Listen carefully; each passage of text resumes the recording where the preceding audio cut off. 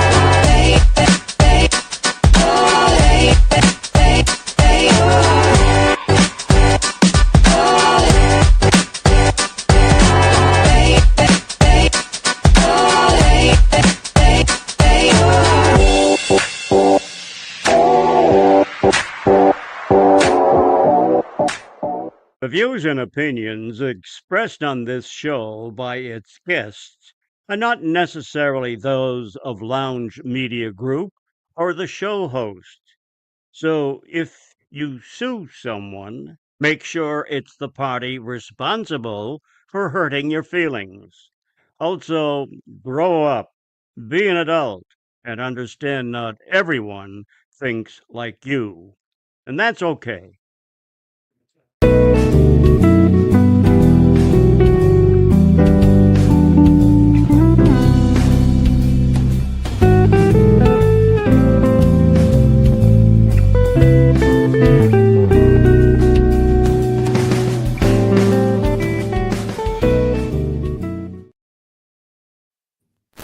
Well, howdy doody, everybody.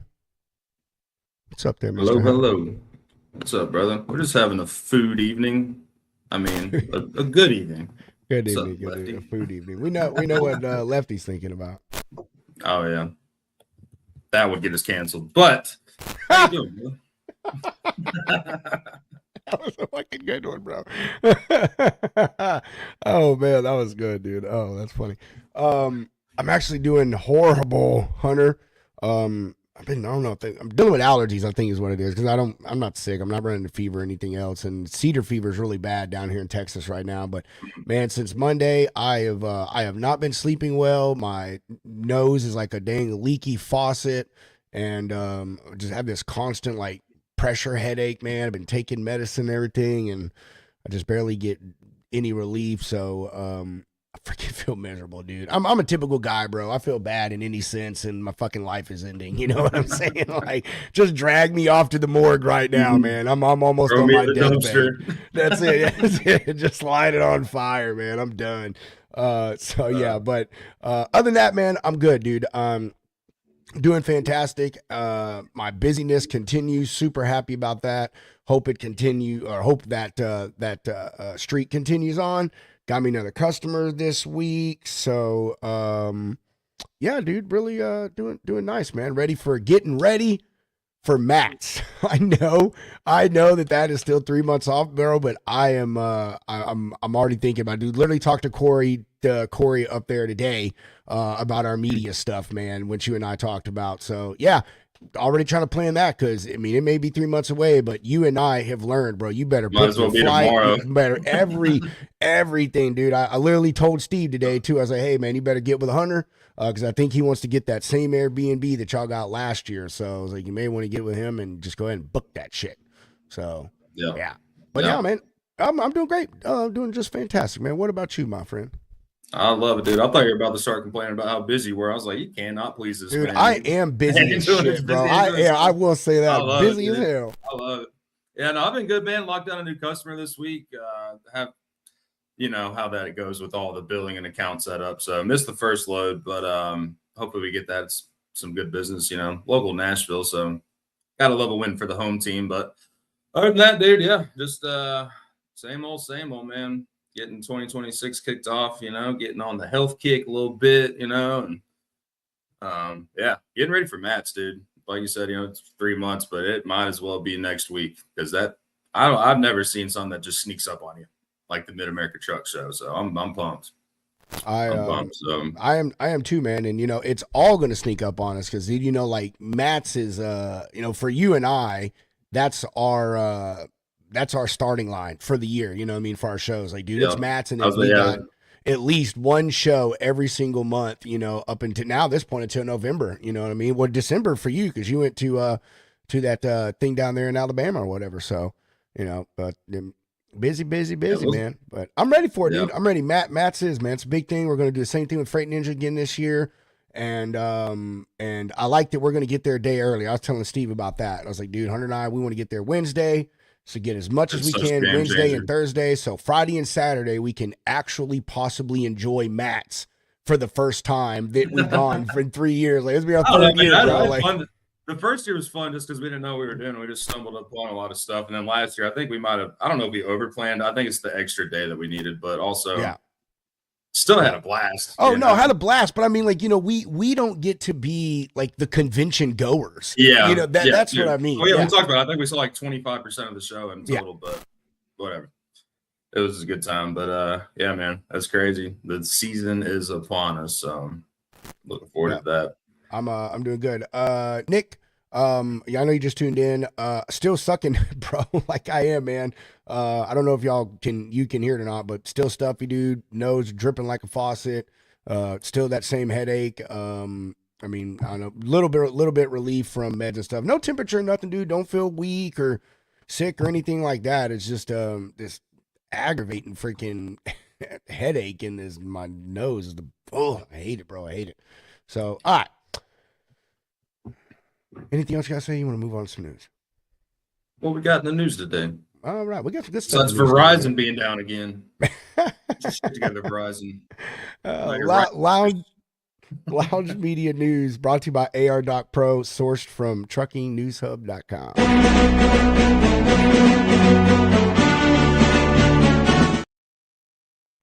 We got some more news here on the cancellation of some ELDs. Y'all know there's a few things here Hunter and I like to try to continuously stay up on. That is the recalls and anything having to do with like the ELD safety type stuff.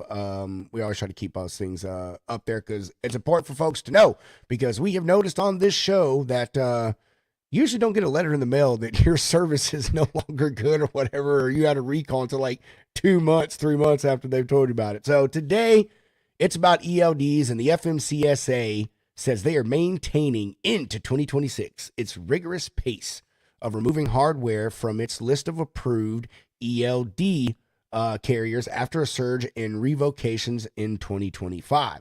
The agency just removed 4 more ELDs on Tuesday after revoking a total of 38 devices in 2025, an increase of over 80% compared with 2024. If an ELD isn't meeting federal requirements, it is taken out of service, plain and simple, said FMCSA Administrator Derek Bars.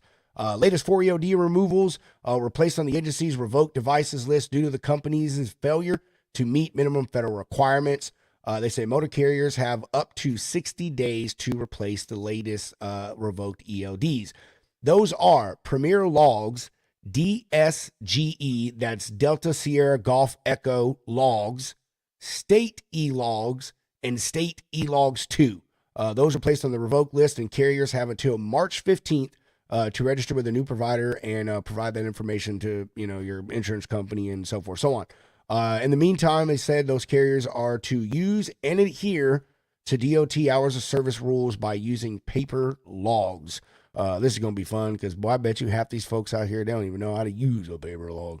As part of the truck crash report issued in 2024, the NTSB, that's National Transportation Safety Board, warned the FMCSA to tighten ELD requirements to prevent trucking companies and their drivers from creating fake driver hour of service logs. And that's when they really started coming and started cracking down on this stuff, putting their radar. It's another one of those things the FMCSA, you got to kind of pound it down their throat and just throw it right in front of them until they finally do something.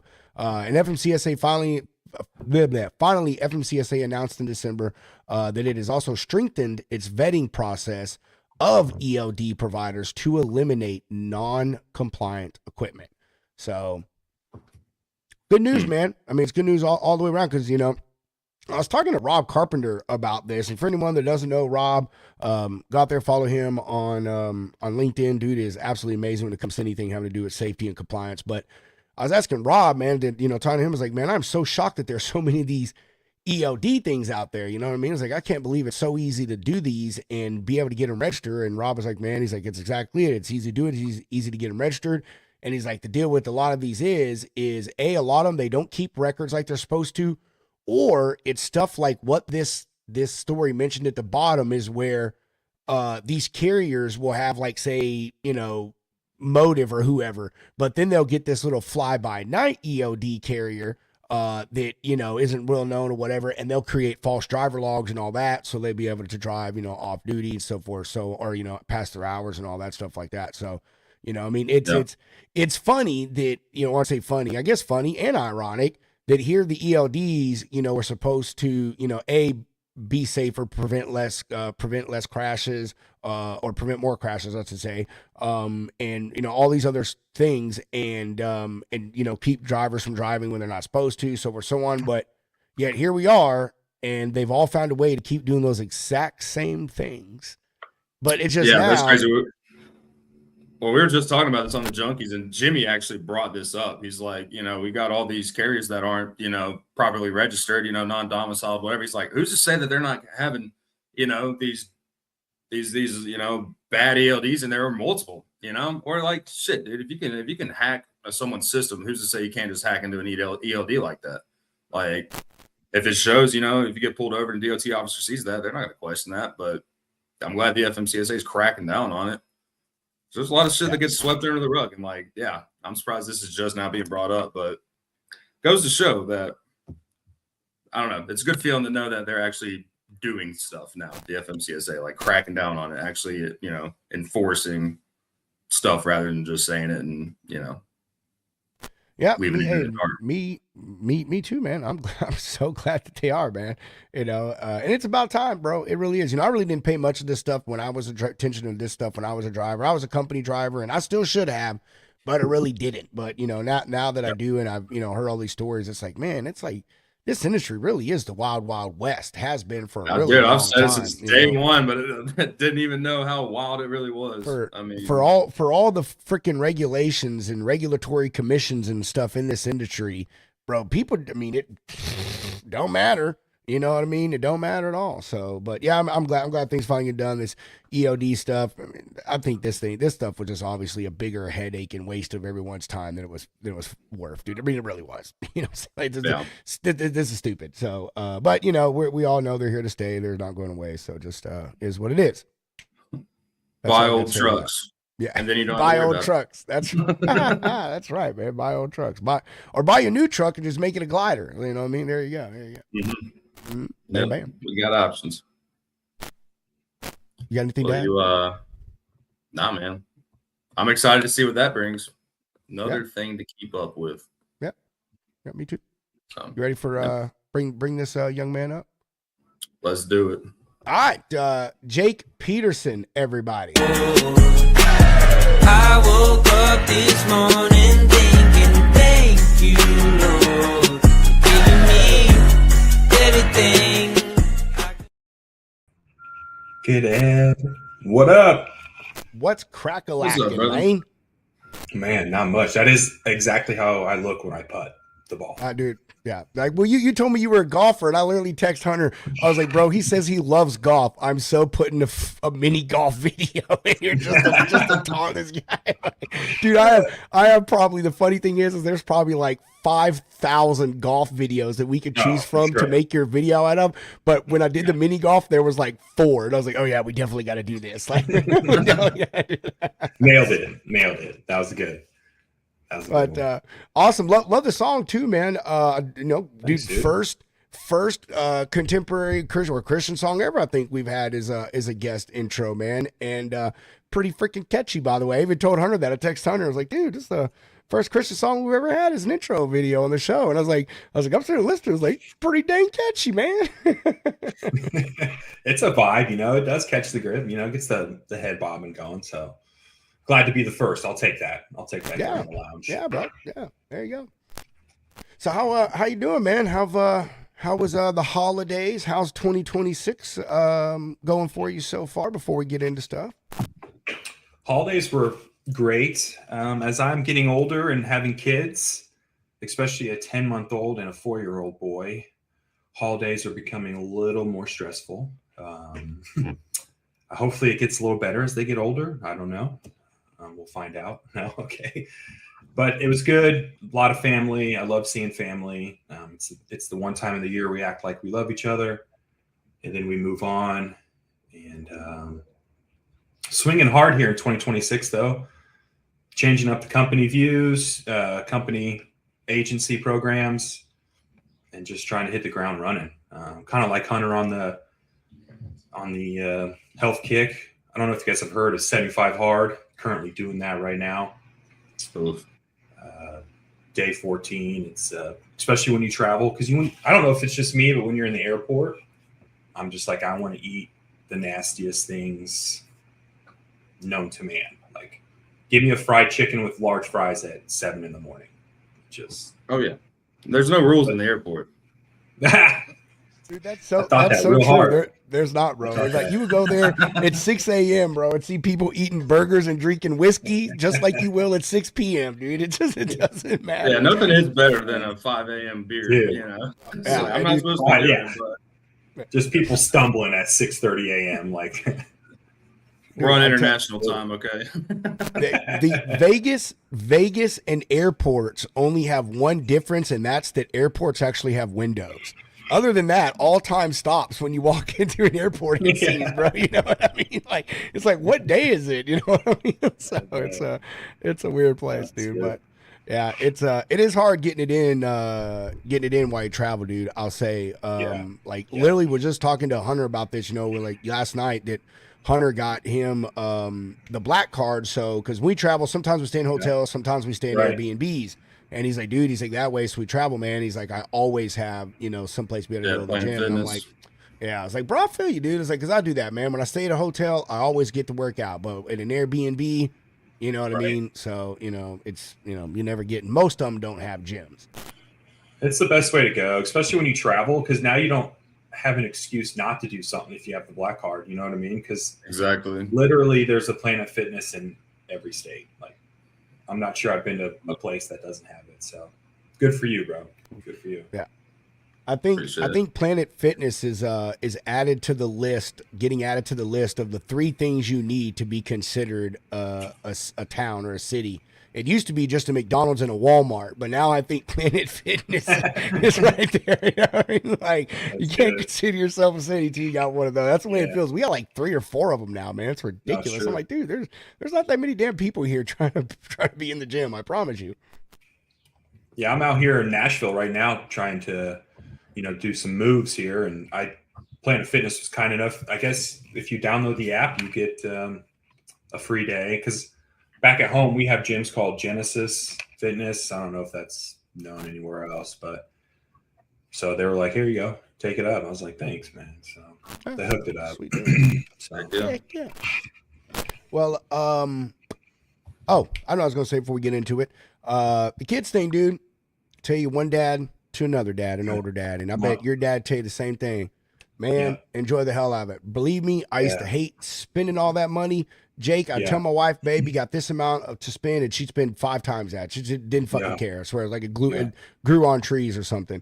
And but I will say now, all my kids are older, dude, and we don't get woke up at 5 a.m. no more, man. Like our kids, dude, open their gifts like just whenever. You know what I'm saying? So I will say it, enjoy it, bro. Because as a parent, you don't think you're going to miss those little things like that. And I had a friend of mine, I want to say a friend, a lady I knew, she used to tell time with her family for like days. And like her thing was like, you only have like 18 Christmases on average with your child in your home. You only have 18 summers. You only have these amount of things that you get to do. And it sounds like a long time, but when you put it into a small number, it's like, man, I only got so many chances to like really experience these things. So, wow. So that's funny you say that, because the wife and I were just talking about that. I was like, when people say to enjoy it, her and I are looking at each other. I'm like, what are you enjoying? What are you talking about? What are you talking about? The tantrums at 2 a.m, the wake ups at 3 a.m, not going to sleep at all. Like, all right, I'll enjoy it. I guess I'll enjoy it, because you don't miss that, right? You don't miss that part, dude. Honestly, I miss all of it. I mean, I didn't get a lot of that because I was a driver and I was gone a lot on the road. But I mean, I do miss, because I'll tell you, man. Here's what it is: as your kids will always need you, bro. I mean, my sons still call mom and dad for stuff. You know what I mean? But they're, and some of it's even when they're crying. But like those little tantrums and everything, dude. Just think. You and your wife are the 2 people in the entire world that can make that problem go away, bro. And one day, those tantrums aren't going to be like that. They're going to be real big problems that you've got to help your kid through. So, man, take relish in the fact that right now you've only got to soothe them because they think the boogeyman's underneath their bed, still in socks or something. You know what I'm saying? Yeah. So, and even all the trips to the ER, because I got 3 boys, bro. Even all of that stuff, like. I miss my kids being outside beating the crap out of each other, man. You know what I mean? And jumping bikes off ramps and all the kids in front of my house playing basketball, man. So yeah, dude, you miss it, cool, man. Promise you do. All right, fair enough. Good points. All right, enough fatherly advice. All right, all right. Dr. Pedro is leaving the building. We're going to get into it here with you, Jake. We don't have a lot of brokers come on the show as guests and talk about stuff. Us brokers, man, we're real secretive. We can't be letting them carriers know how we be messing them over, Jake. You know what I'm saying? Nope. Nope. So it's good to have you on the show, man. We're going to take a step and talk about some things from the broker side. Specifically someone that his kind of climbed the ladder, if you will, man. You started from the bottom in the broker thing as a sub agent, kind of, and you've worked your way up now to an agency owner. So, but we want to hear all about your stride in logistics, or your ride in logistics, and where you're at now. We're going to dig into a lot of things with the broker stuff. So, why don't you go ahead and tell us, who is Jake Peterson, and how did you get to be the owner of Max Freight Lines? Right on. Well, Jake Peterson, as I mentioned, I am a husband and a father of 2 boys, trying to keep it at 2. I have been in logistics. Logistics is big. It's breakdowns, it's towing, it's freight brokerage, it's drivers. It can go on. So sorry to show some people's ages here, but in 2010, I graduated high school and I started at a third-party company that did towing. So we would work with major insurance companies, talking about towing people's cars. We would do mainly medium and heavy duty stuff. So like we would tow semi trucks. So that got me involved there with that. Then I was like, I should probably go to college to get a degree or something, because that's what everybody tells you should do. And I was about to go, and then the company owner took me out to lunch and was like, hey, I know you want to go back to school, but here's some extra money. Can you stay and continue to work here? And I was at,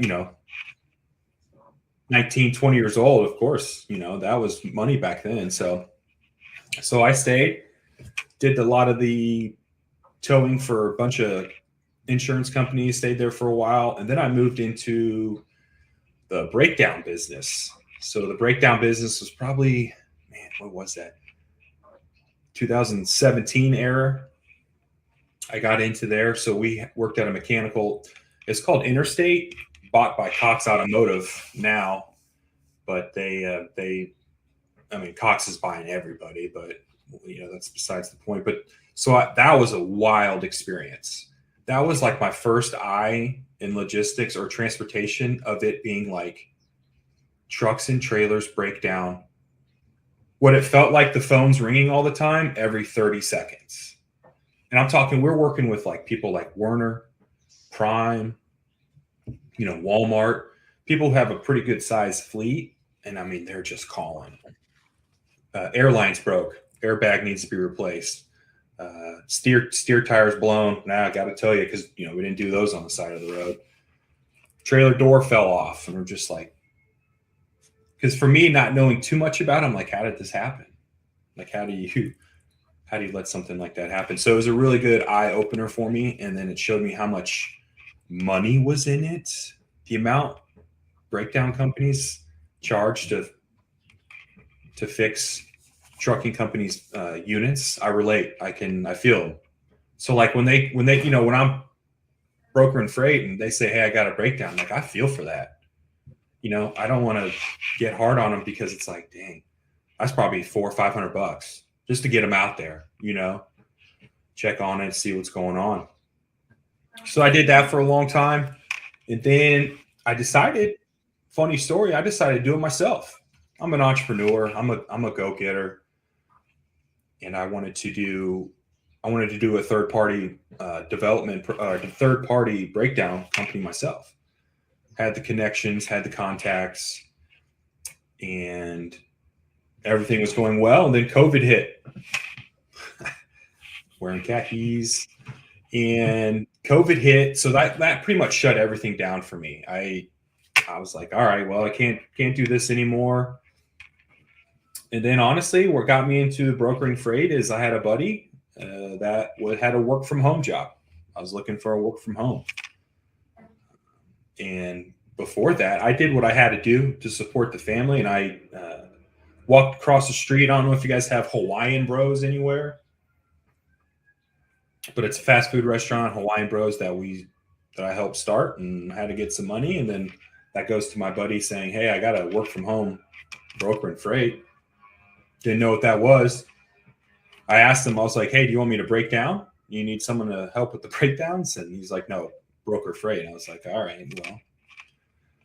So then that's what kicked it off, about 2020. And I loved it. I mean, I got in lucky, I guess some people would say. You know, I got into where money was just flowing. You know, $5 a mile, $6 a mile. Now I feel like I'm truly seeing what maybe the industry used to be. I think it's not as good as bad, but so that went well. That went really well.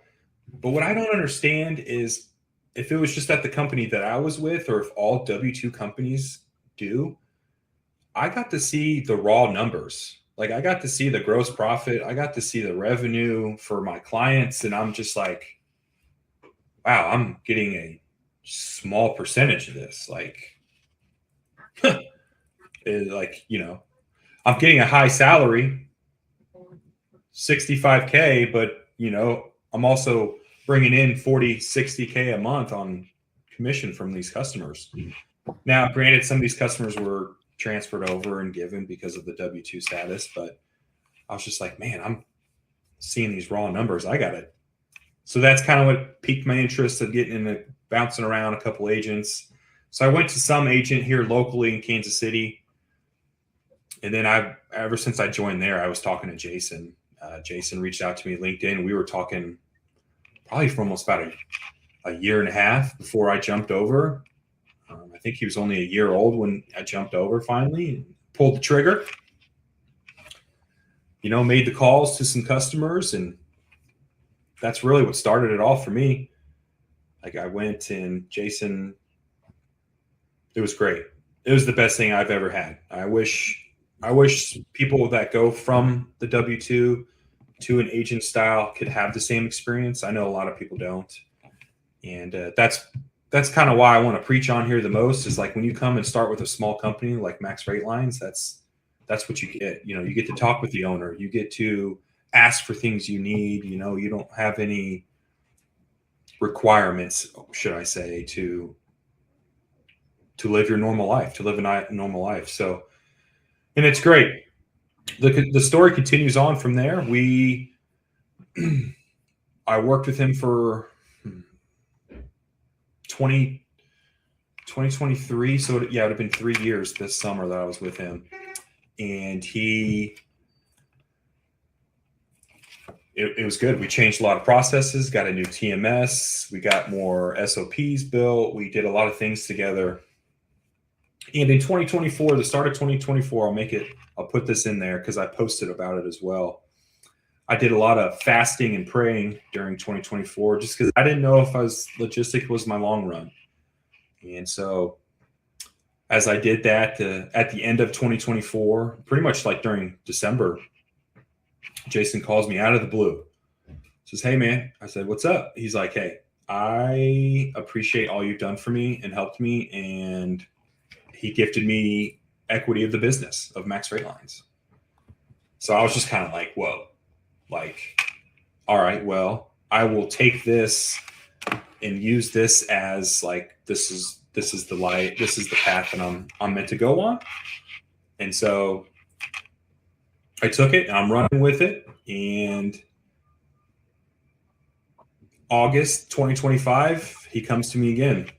"Hey, man, do you want to buy the business?" So then that kind of like solidified it for me. It's like, all right, that I'm head deep, right, ready to go. And obviously I took the offer and purchased it 10/1 of 2025. And now we're just November, December, 3.5 months in of being now the owner of Max Freight Lines, LLC. Literally one of those started from the bottom.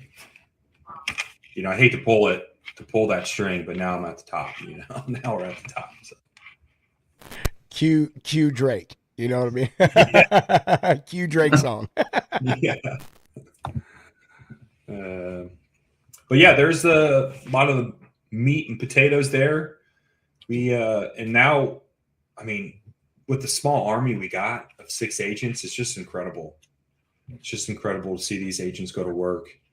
And I love every bit of it. I love everything. I'm an operations business guru. So like, this is the side that I love. I love running numbers. I love automating things. I love just making things a little more easier for people. And that's actually what I did for Max Freight Line. January 1, I posted about it. I switched the company. Basically, the company was kind of pushed as like a brokerage. We're a typical brokerage. Hey, if you're a shipper, somebody come reach out. Now with the new website and everything, we're now more of a agency home for agents looking to come over. We focus on our agents. Sure, we broker freight, but the company is built to make agents successful. And so that's the new push we're pushing start of 2026 in hopes to continue to grow. Well, appreciate you giving us the 411, man. That was some good information there, dude, and a lot to talk about. I guess for sake of the show, time's sake, and all that good stuff, we'll keep with the brokerage thing. But I guess we want to kind of go on a path of contrast and compare and contrast, whatever way you want to say it. On your journey in as an agent and then as a brokerage owner.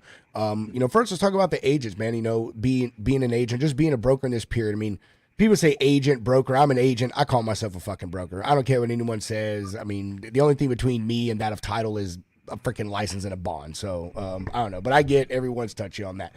So let's talk about period. You being an agent, man, you've been in this, you said, since, pretty much right before COVID, you've been working through it. What are some big differences, man? Some changes that you've seen and that you've had to make, just overall as a broker, man, coming to this in pre-COVID and then into COVID, and then where we are now, 6 years later, pretty much at this point after all that started. What are some huge drastic changes and stuff that you've seen and had to make yourself across the spectrum, man? As far as how you service your customers, how you sell, how you deal with carriers, tell everyone the good and the bad and the ugly. Shoot, where to start? I mean, it's changed a lot. I mean, I can go back to from what I was talking about. We could quote the customers whatever we wanted, and they'd say just move it. Now you're battling. Now you're going to war every time you seem to get a quote. For some people, thankfully, some of us have clients that are like, "Hey, here's a load. Move it." And I think that's the cool part of being an agent versus a W-2 rep. Because usually, from my experience as a W-2 rep, the customers I was working with, there was probably a dozen other brokers on those emails. There's no question. They could say how loyal they are, but at the end of the day, we understand how that game works. Versus the agent role, it's like you have that tight relationship with that customer, and like they're just sending you the stuff. And like, let's quote aggressive here, but we also know they also know we're going to make a couple hundred bucks here and there. I like others out there, I like to make 45% margins, but all day, bro. All day, low, I'm 60% rippers every day, Jake. Come on, bro. Damn. You hiring? You guys? I know. Hey, look, I'm trying to get another G-Wagon, bro. All right, trying to give me another G-Wagon. You can get a lot of Zins with that. That's good. But yeah, so I think too. Boom, he's gone. Wow. It's all right. He'll be back. Yeah, I got a feeling. He's on an Apple product. So I am not on an Apple product. Liar. The way he so had to think about that. He's like, shit, am I? Yeah, I'm sorry. No, I'm joking, bro. It's all good. Keep going, man. So back to the quoting's a whole new game. Thankfully, it's hard to speak from others people's point of view except for mine. So I'm just going to speak from mine that, I have regular shipments that I just copy and paste every week, send them out, which is very helpful because in this market, I agree when people post about you got to have relationships with those carriers. You really do, because there's some times where I got to go to the carriers and be like, hey, this market's a little loose. Like, I want to give you this freight. Can we lower so I can lower the customer and be happy? And then now that it's flipped, like, hey, customer, you know, we gotta raise the rates here. You know, I know I've been running the same rate for a year and a half, but things have changed a lot in a year and a half. And I really do think the enforcements of the ELD, I'm not an expert, but I do think we're feeling that. We're not just having any kind of drivers out there, so that we're used to taking cheaper freight of loads that we were taking in beforehand, right? So I mean, now we're working with some carriers who know their operations of cost, who know what they're worth, or you know, they're not gonna take it. They'll move down the road because they know somebody will pay, and I kind of like it. I like to, because then you get the good guys. If I'm being honest, you know, when I'm working with compliance, some of the carriers out there, I'm kind of like, how are you still running? Who's still giving you freight? Like, I post about it all the time on Carrier 411. Like, how are you still here? Like, who are you still running with? But so that's a big difference. That's changed a lot. I don't know about you 6 years ago, but I didn't check compliance. I mean, carrier called in with an MC. Sweet, here you go. Here's your load. You know, like, Yep. Take it. I just made, you know, 80% on that load, so you can have this. And so I think that's in my eyes, from what I'm seeing right now, the difference. Just, you know, just with the things that are happening in today's world is a big shift. I do agree with a lot of people. I think it's going to change. It's crazy to see a lot of broker companies that are starting to go down, file for bankruptcy. But I mean this politely, but I feel like those leaderships, they deserve it. Not the workers, not the workers. But those leadership, feel sorry for the employees, but the leadership knew, you know, I mean, like, we could talk about the companies, you know, like Convoy when they close, Yellow when they close. All those upper guys got fat right there. Yeah, they got all fat checks at the end. Everybody else is let go. It's like, you were leading this company, and now they're filing bankruptcy. So whose fault is it? Is it the market's fault, really? You know, I don't want to go down that too dark, but you know what I mean? Yeah, no, I don't. I agree with you, man. But no, it's not the market's fault, bro. Like, I agree with you. It's a leadership's fault. I mean, my boss and I talk about stuff like this all the time, man. But it's dude, even these carriers, that's what you get for overextending yourself. That's what you get for being so damn stupid, for thinking that the gravy train's just going to keep on coming at 5 p.m. every single day, dropping off $100,000 checks, and it ain't never going to change. You did that stuff to yourself, partner. And the ones that's been in business, Yellow, this was like, Yellow is a different one. Those folks had problems going back, I think, to like the 80s. Like, that was a 40-year problem in the making. But some of these other ones, man, you know, they did it to themselves, dude. 1,000%. Like, you've been in this long enough to know, like, how this cycle is, or how this industry is. It's cyclical, man. There's ups, there's downs, and you better have a rainy day fund. And you know, they just didn't. You know, the latest one, R&R. You know what I mean? I mean, that company was at one point valuated at close to like $1 billion or something like that, maybe over. You know, and now here they are.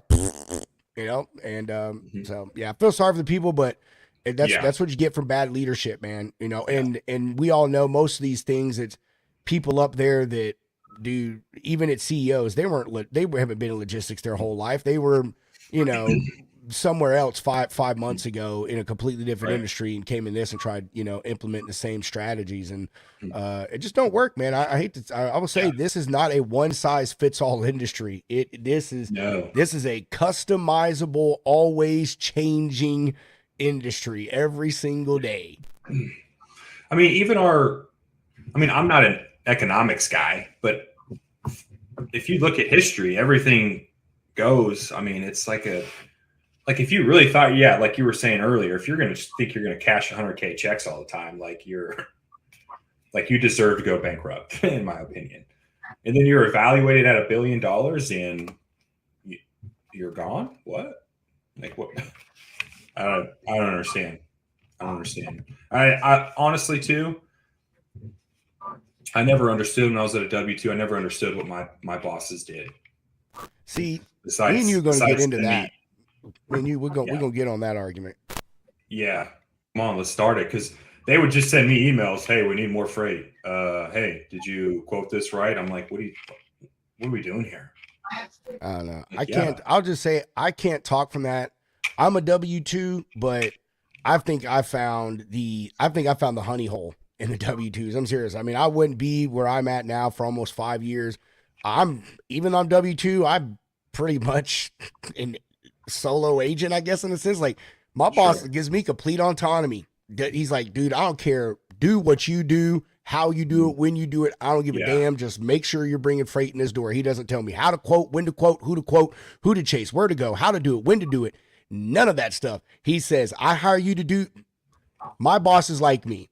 He hired me to do a job, and he's like, I just want you to do that job. I don't give a shit how you do it. Just do it legal and within the confines of the structure that we have, but just do your job and I'll leave you alone. I go weeks, months, sometimes without talking to my boss, dude. Like, I don't know. I got lucky. In that sense. He doesn't give me any crap. He gives me every single thing that I need to do my job. You were talking about numbers. We have a meeting once a month. Our boss puts everything out there for the whole company. Like, every month he does a whole presentation.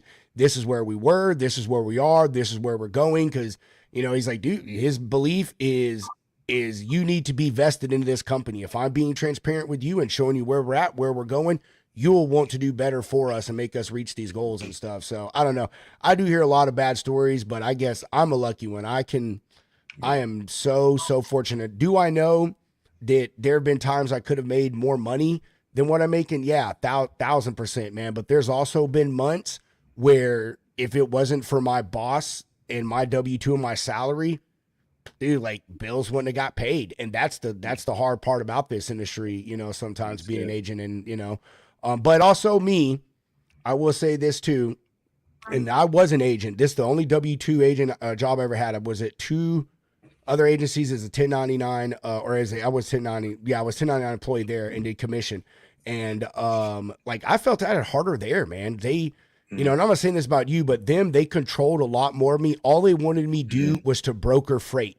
That's it. Here, my boss is like, dude, they need warehouse service. Find them a fucking warehouse. If they're going to pay you for it, you do that job. If they need this, they need that. Like, his whole thing is like, dude, be of service to them. Like, whatever they need, help them out, because that's what a 3PL does. So I don't know. That's my little take on it, but I think I'm a rarity, I think, in that sense, to be honest with you, Jake. Yeah, I would say you definitely are, in my opinion. And I think you're right. I don't want to, obviously I'm not speaking on all W-2s. Trash them, bro. I don't care. I'm just defending myself. That's all. I'm just saying, don't punch me in the stomach, Jake. That's it. That's fine. Yeah, no. Okay, fine. They all suck. No, I'm just kidding. But, I think you're right. It does work for some people for when it comes to the seasons of life they're in. I mean, that's definitely a huge factor to play in. But I mean, here at Max Freight Lines, that's what we do for our agents. We want them to come here and do what they want. Like, you guys want to book freight? You guys want to go find a warehouse? You guys want to go visit a customer? You want to go to some shows? Like, see ya. Like, all right. I mean, I posted about this last week, and I probably will get in trouble, but I just don't have any requirements for the agents. I mean, the overhead to run agents is little to none, and it does not cost a lot to run an agent. And we have access to everything. I mean, if you guys aren't producing, we'll sit down, we'll talk. I want people to be successful. I want people to come and sling freight, go to Costa Rica a couple times, go on cruises, sling some freight from cruises, do some podcasts from cruises. We want to, we want them to travel. We want them to do whatever they want. They want to book 2 loads and that makes more than some people's weekly pay. Nice. Good for you. And I think that's a lot of the freedom you have in some agencies, because or more established agencies, is because their overhead's high. They got all these platforms. I'll pin that. Speaking of platforms and tech, there is so much out there. Oh my God. There's so much out there. And I'm like, I was Googling something today. So there's this new thing about Triumph, has like you can use it as a quoting tool. But I'm like, so you can quote off that, but you can't post a load and book off that. So then now I got to hop over to that, post a load.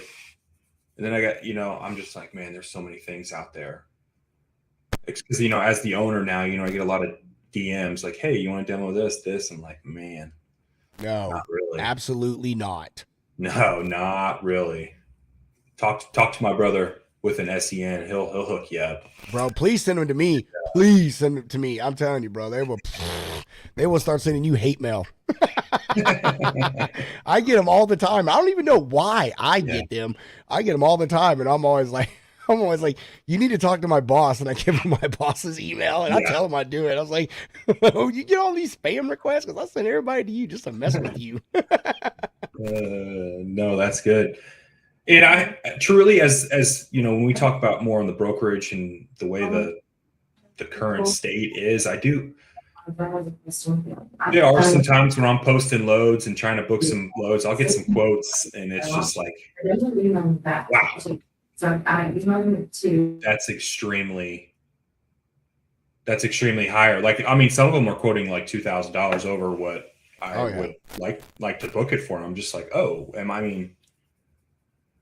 I that off, or like, are these people? I get some of them are trying, but I try to keep it to the regulars. I'm like, hey, work with me now. I think that's what we need to do more of, is just, if you have regular stuff, like, don't just run it for the same time. Like, change it up, like, hey, market's light, let's change it here. Market's heavy. And if you're consistent with that, I mean, I see it with my agents now. They're pretty successful at doing that. Yeah, I think the market's real crazy. I dealt with it today, dude. I mean, I've been dealing with it since December. I think all of us really have, but I quoted a load the other day. The lane rate to the driver was $11.56. And funny enough, I'm one of those drivers when I put a load out there, I always fucking put it in odd numbers like that. It'd be like 12, 15, and 20 cents. I don't know why I love doing that shit. But anyway, it was like $11.56 to the driver, and I quoted it, I think, at like $13.20, and that's what the broker, or that's what the shipper gave it to me for. It's like, oh, freaking hey, cool, man. I'll make a little 180, or after my split, I'll make my little P. Let's just get that out there. And I'm not throwing shade at you, but when people talk about all these commission or these percentages that brokers make, I don't give a fuck if you're making 50%. The driver ain't getting that 50, or the broker agent ain't getting that 50%. Even Jake ain't getting that 50%, because everyone's taking their little bit. The tax man, the broker, the agency owner, the TMS, everyone's taking their little freaking penny out of that. So. Anyway, I posted this thing 11.56. I got it for 13.20, and I had a truck on it. The guy broke down. Funny enough, you're talking about earlier. I was like, I felt so bad for this dude, man. I was like, oh, that sucks. He was telling me, he's like, I just spent $10,000 fixing my truck in November. Oh. I was like, man, I feel so bad for you, bro. I'm so sorry, dude. But I go to put it back on the board, and the rate went from 11.56 to the driver the day that I booked it to today. It was at 14.04. I only had 13.20 in it. I'm like, fudge, man, fudge. So I had to go back to my shipper, man. I know I get crap about that all the time. If you say something, say something. Dude, a quote is a quote for a reason. It's a quote. I gave you a quote. We didn't sign nothing with none of this other stuff. And even if I did, I'm asking you for more money. I'm not losing no money. So I had to go back and have that conversation, man. And funny enough, the shipper, he's like, yeah, man, he's like, cool. I'll give you $1,500. He's like, if you book it for $1,400, you'll make $100 stuff. I'm like, all right, cool. What do you think I ended up booking it at, Jake? $1,200. $1,550. Oh, still, no. Yeah. fucking stupid, bro. Stupid. I It's thought like, dude, you kidding me? It's like, you kidding me? Like, it's just ridiculous. Like, what do we even have this stuff for? If nobody, I mean, I get it. The lane rate was low, but this was $3.05 a mile. And I'm like, man, what is the deal here? Like, where is the happiness here? Like, I don't know. It's nuts. So yeah, I feel you on that. When were you driving? I drove from 08 to 2018. So I've seen So yeah, how does that, I've seen a lot of it. I've done logbooks all the way to ELD. I've done, and I drove mostly reefer, and then I did multi-temp. I've done OTR, I've done regional, I've done food delivery. I've done almost everything except dray and heavy haul. Okay.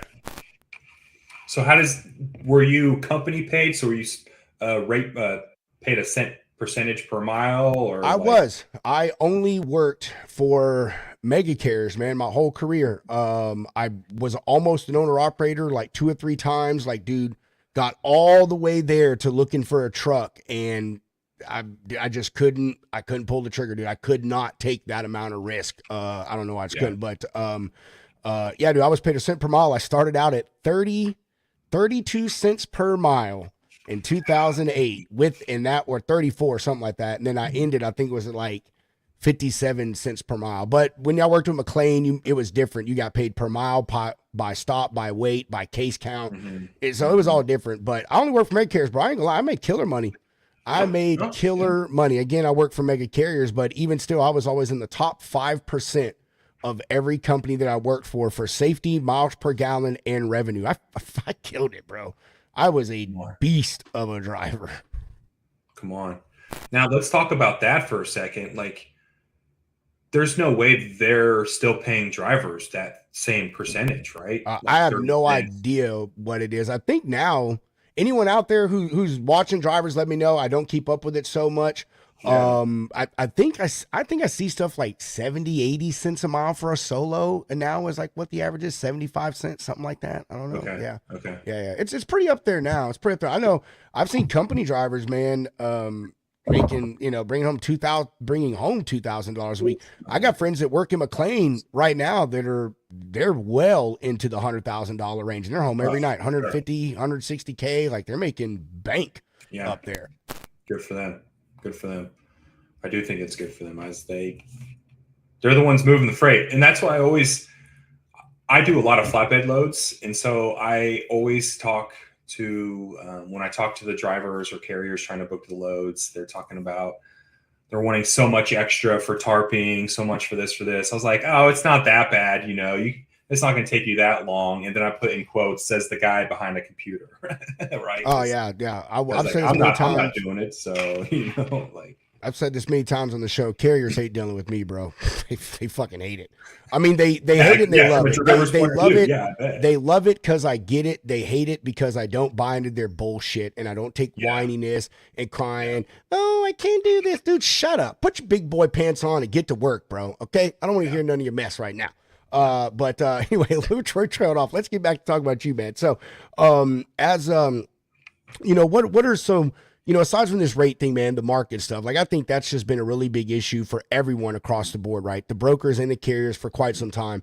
I understand the industry is cyclical, but the only cycle we've been in has been the damn down cycle, it feels like. And it's been a real struggle, man. It's been cutthroat, dude. So, what are some of the different, pivots that you feel you've had to make as an agency owner, thinking about your business as a whole and the people that you employ, man, when it comes to looking for business, how you do things, the adjustments you make, versus when you're just like, man, I got to worry about Jake Peterson, my wife, and the kiddos. You know what I mean? So two answers to that, because as an agent, I did have to worry a lot about that because I was a 1099 and I needed the freight, and I needed to get that good monthly income. Thankfully the Lord provided every time. For the past 3 years, I had miraculous months, not sure how, and a lot of that has changed from that point of view. Changed to the owner is I'm currently not looking to add any customers. And if I do get referrals, or if I do, I'm looking to pass it to an agent. And that has helped me understand like what the agents are looking for as well. Like I always send them some, hey, this is what the rates are. That's the thing about an agent. If they want help, they'll ask. If they don't, I'm like you. If they haven't, some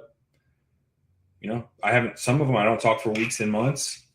But the change that I've had to make is just being more open.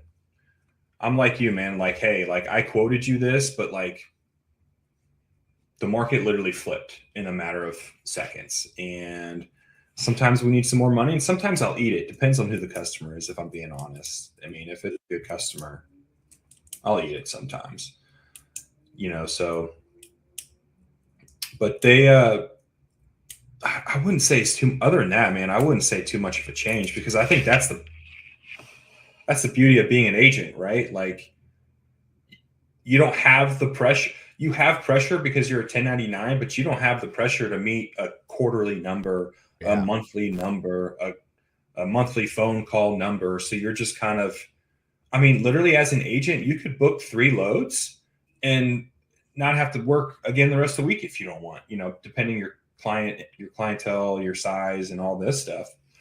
So it doesn't really change too much. But for me as a personal to protect and provide for my family, it's helped coming the owner because now I get a split of, agent pay and I get a split of, now I get 100% of my book of business, which it's crazy. And it's crazy that like I went from 70. So I kind of got myself a little 30% bonus, but like you said, man, my tax guy gets it, all the programs that I have to buy, get it, nothing too cure. That's why I get a credit card with my 900 credit score, get those Amex points, like to travel for free. But that's the other big thing is like trying to be a business owner and trying to figure out the tax game. If we want to switch from the market is figuring out the tax game, just because, this world is made to like, if the more debt you're in, the less taxes you have to pay for some reason. Not sure how that worked out, but here we are with that. So it's been a good change. I still stress about it because I'm just OCD about money and I just like to see money flowing in. And sometimes agents, they go a couple days without loads. And then next thing you know, I'm submitting 50 loads. I'm like, oh, whoa, okay, good day. So Jake, if you don't mind me asking, man, again, where I'm at, I have access to pretty much everything. There's a few things I don't, but I told my boss, man, I don't use that crap. You pay people to do that shit. I don't need access to that stuff.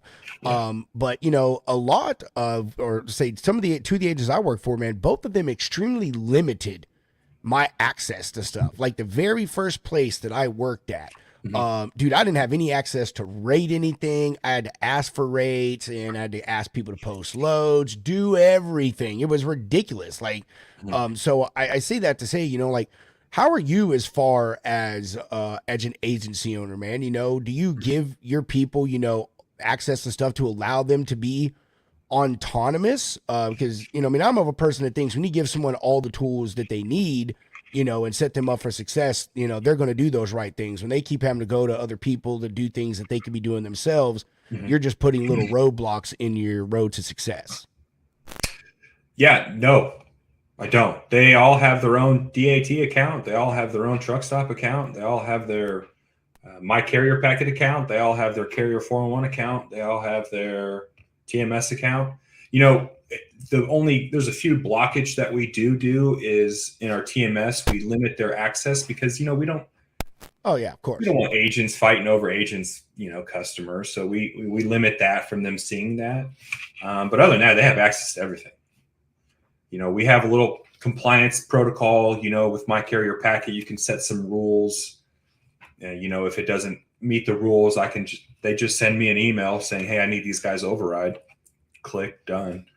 Obviously I got to take a look into it and all that stuff. We have proper protocols and what not for requirement. But no, man, I give them everything. And honestly, I ask them what they want.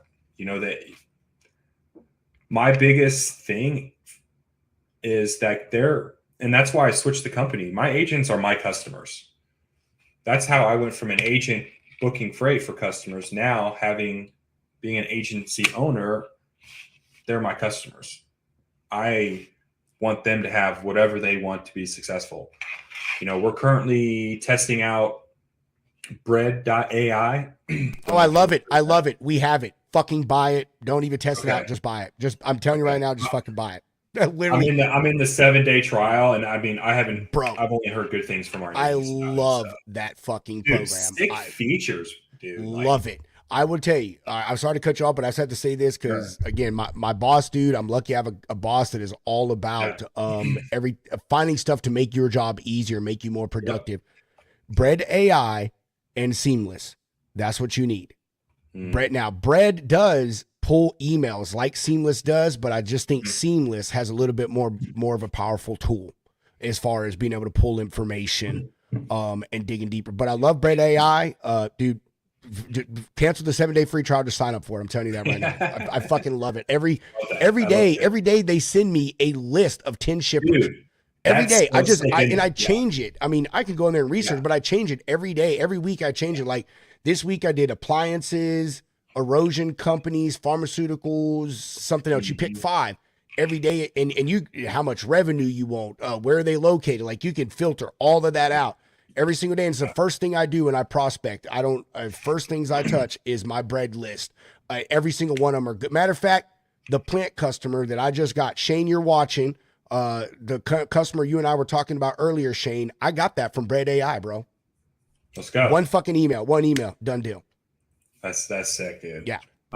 We love it. I mean, the demo was quick and easily. I was like, this is sick. So yeah, that's what I'm doing. It's like I'm trying to invest in them because I don't want to hide this because investing in them makes the company more money, So I mean, why not put all my resources and efforts into making them happy? I mean, I'm accessible to them 24/7. I mean, I want nothing but the best for these guys because coming from an agent, being a 1099, pardon my French, but it's scary as hell. It's scary. It's like you said earlier, there's some months where you're like, dude, I don't know how I'm going to make it. I don't know what I'm going to do. So I want to ensure that they have everything proper in place to where they don't have to have those months. But unfortunately with the industry, during the holidays and winter times, it's just kind of slow. Some people it's not, they got those big enterprise guys, but there are some that it's just a slow couple months. But, February's kicking around, dude. March, we're back at it. We're slinging freight. So to finally answer your question, dude, they have no limits. They have it all. They have their own dashboard. I mean, go to work, that's all I have. I want them to be able to open their laptop. Boom, it's done. Yeah, that's good, man. Some oversight is obviously needed for everything. Yes. You know what I mean? You don't just want to give folks and speaking as a car guy and only car folks in this, you don't want to give everyone the red key. You know what I'm saying? So you sometimes you got to give them the black key. You know what I mean? So, but that's good, bro. Because like I said, I feel a lot of people in this industry, a lot of the agency owners, you know what I mean? Because I've experienced and a lot of people experience it's limited, you know what I mean? And I just think like, man, if you're limiting your employee, you're limiting the things that they can do on their own.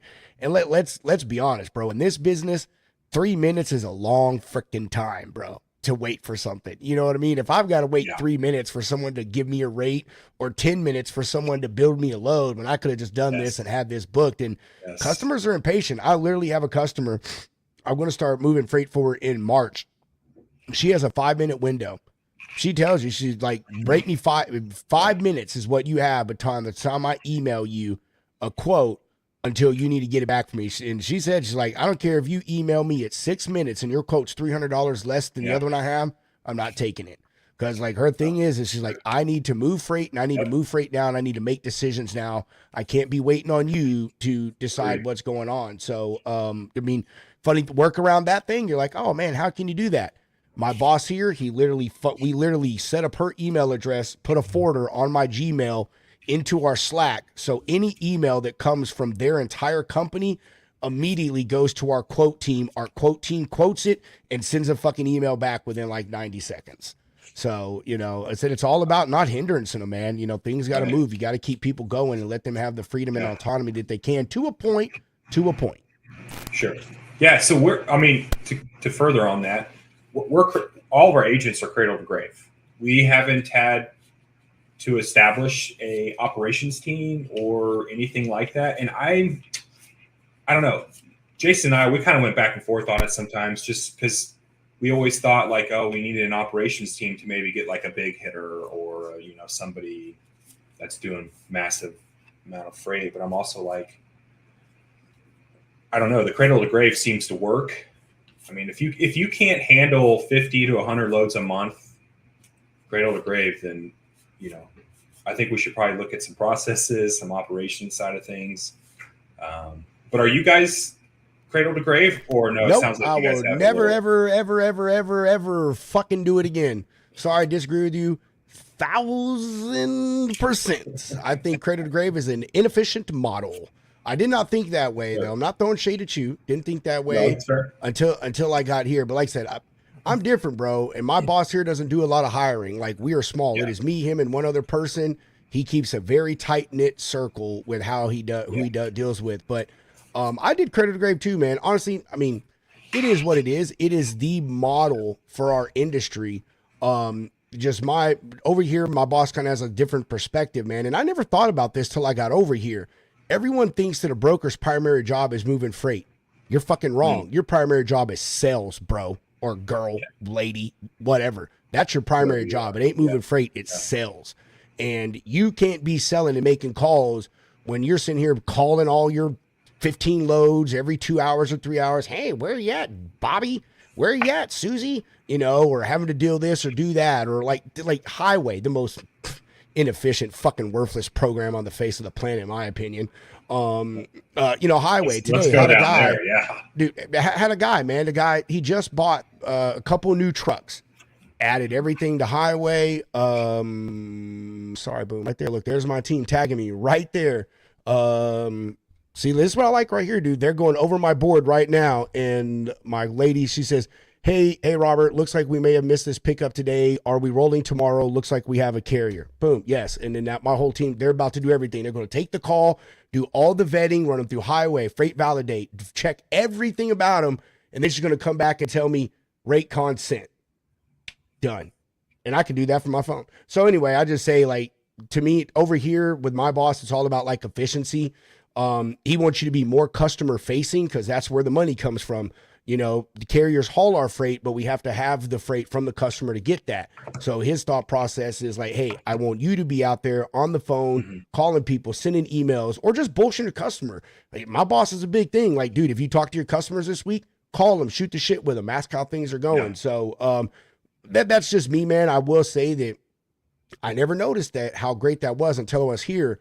But like, big part of the reason Hunter and I get to travel the way I do is because I have a team to handle everything. Hunter's been with me, dude. I'm like, Hunter, we got to stop, bro. Hold on. I need to send my team this thing. And boom, bam, done. Right. The load is built. The load is booked. The carrier doing everything. They track it. All I do is just get tags in our Slack messages. So I just like that because it allows me more time to deal with my customers and be out there doing that stuff. But it is what it is, man. Wow.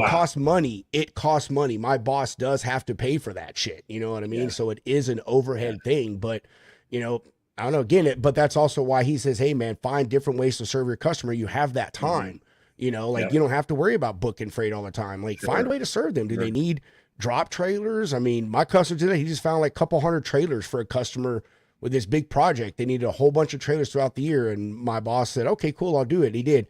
He found a guy that owns a trailer delership and hooked his customer up with trailers. And they weren't going to give him the freight, but now he brought him trailers and now they're giving him the freight. Let's go. So.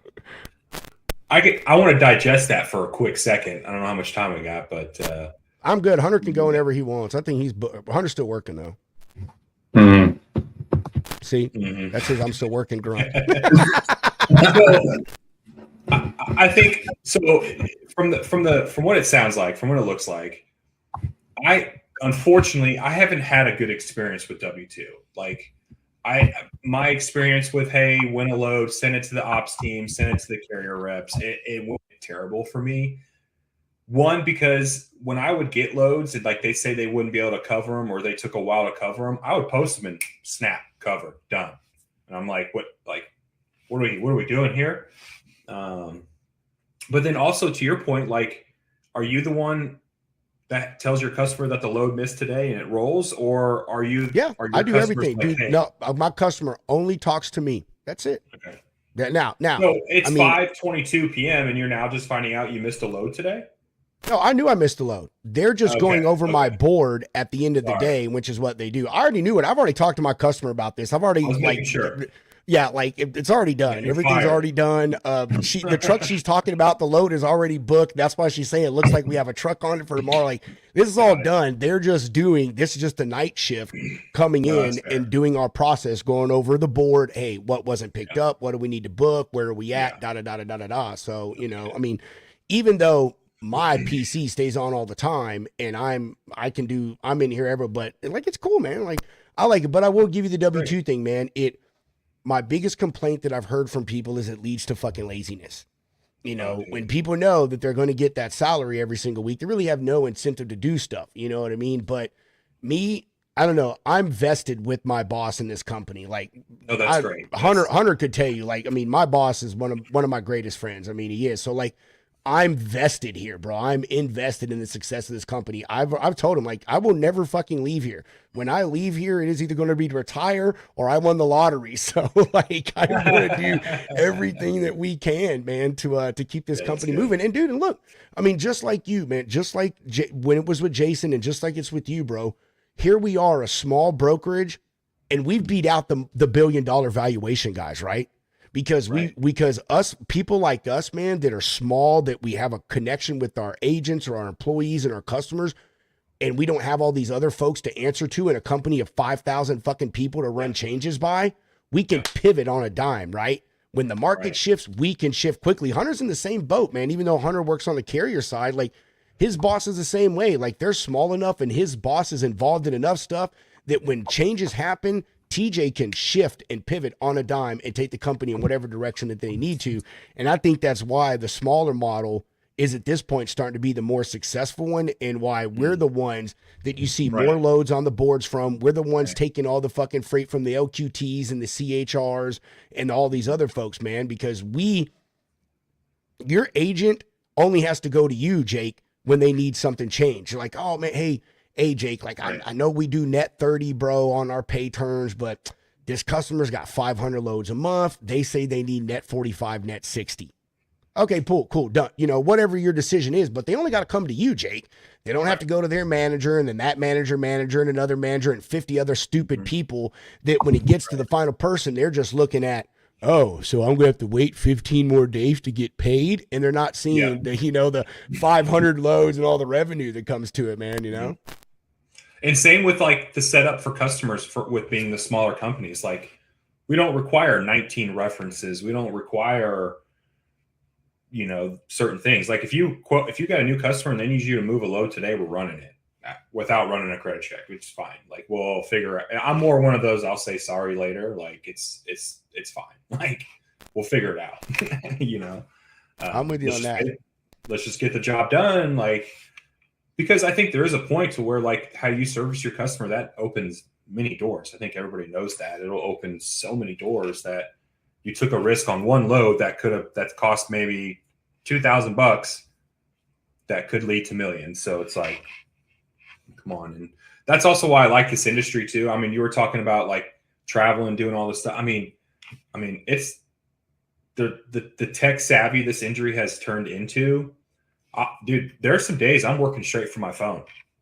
I don't even need to turn on I'd straight just iPhone guy. I mean, you guys wouldn't understand, but Hunter would. I wouldn't. I question the integrity of iPhone users.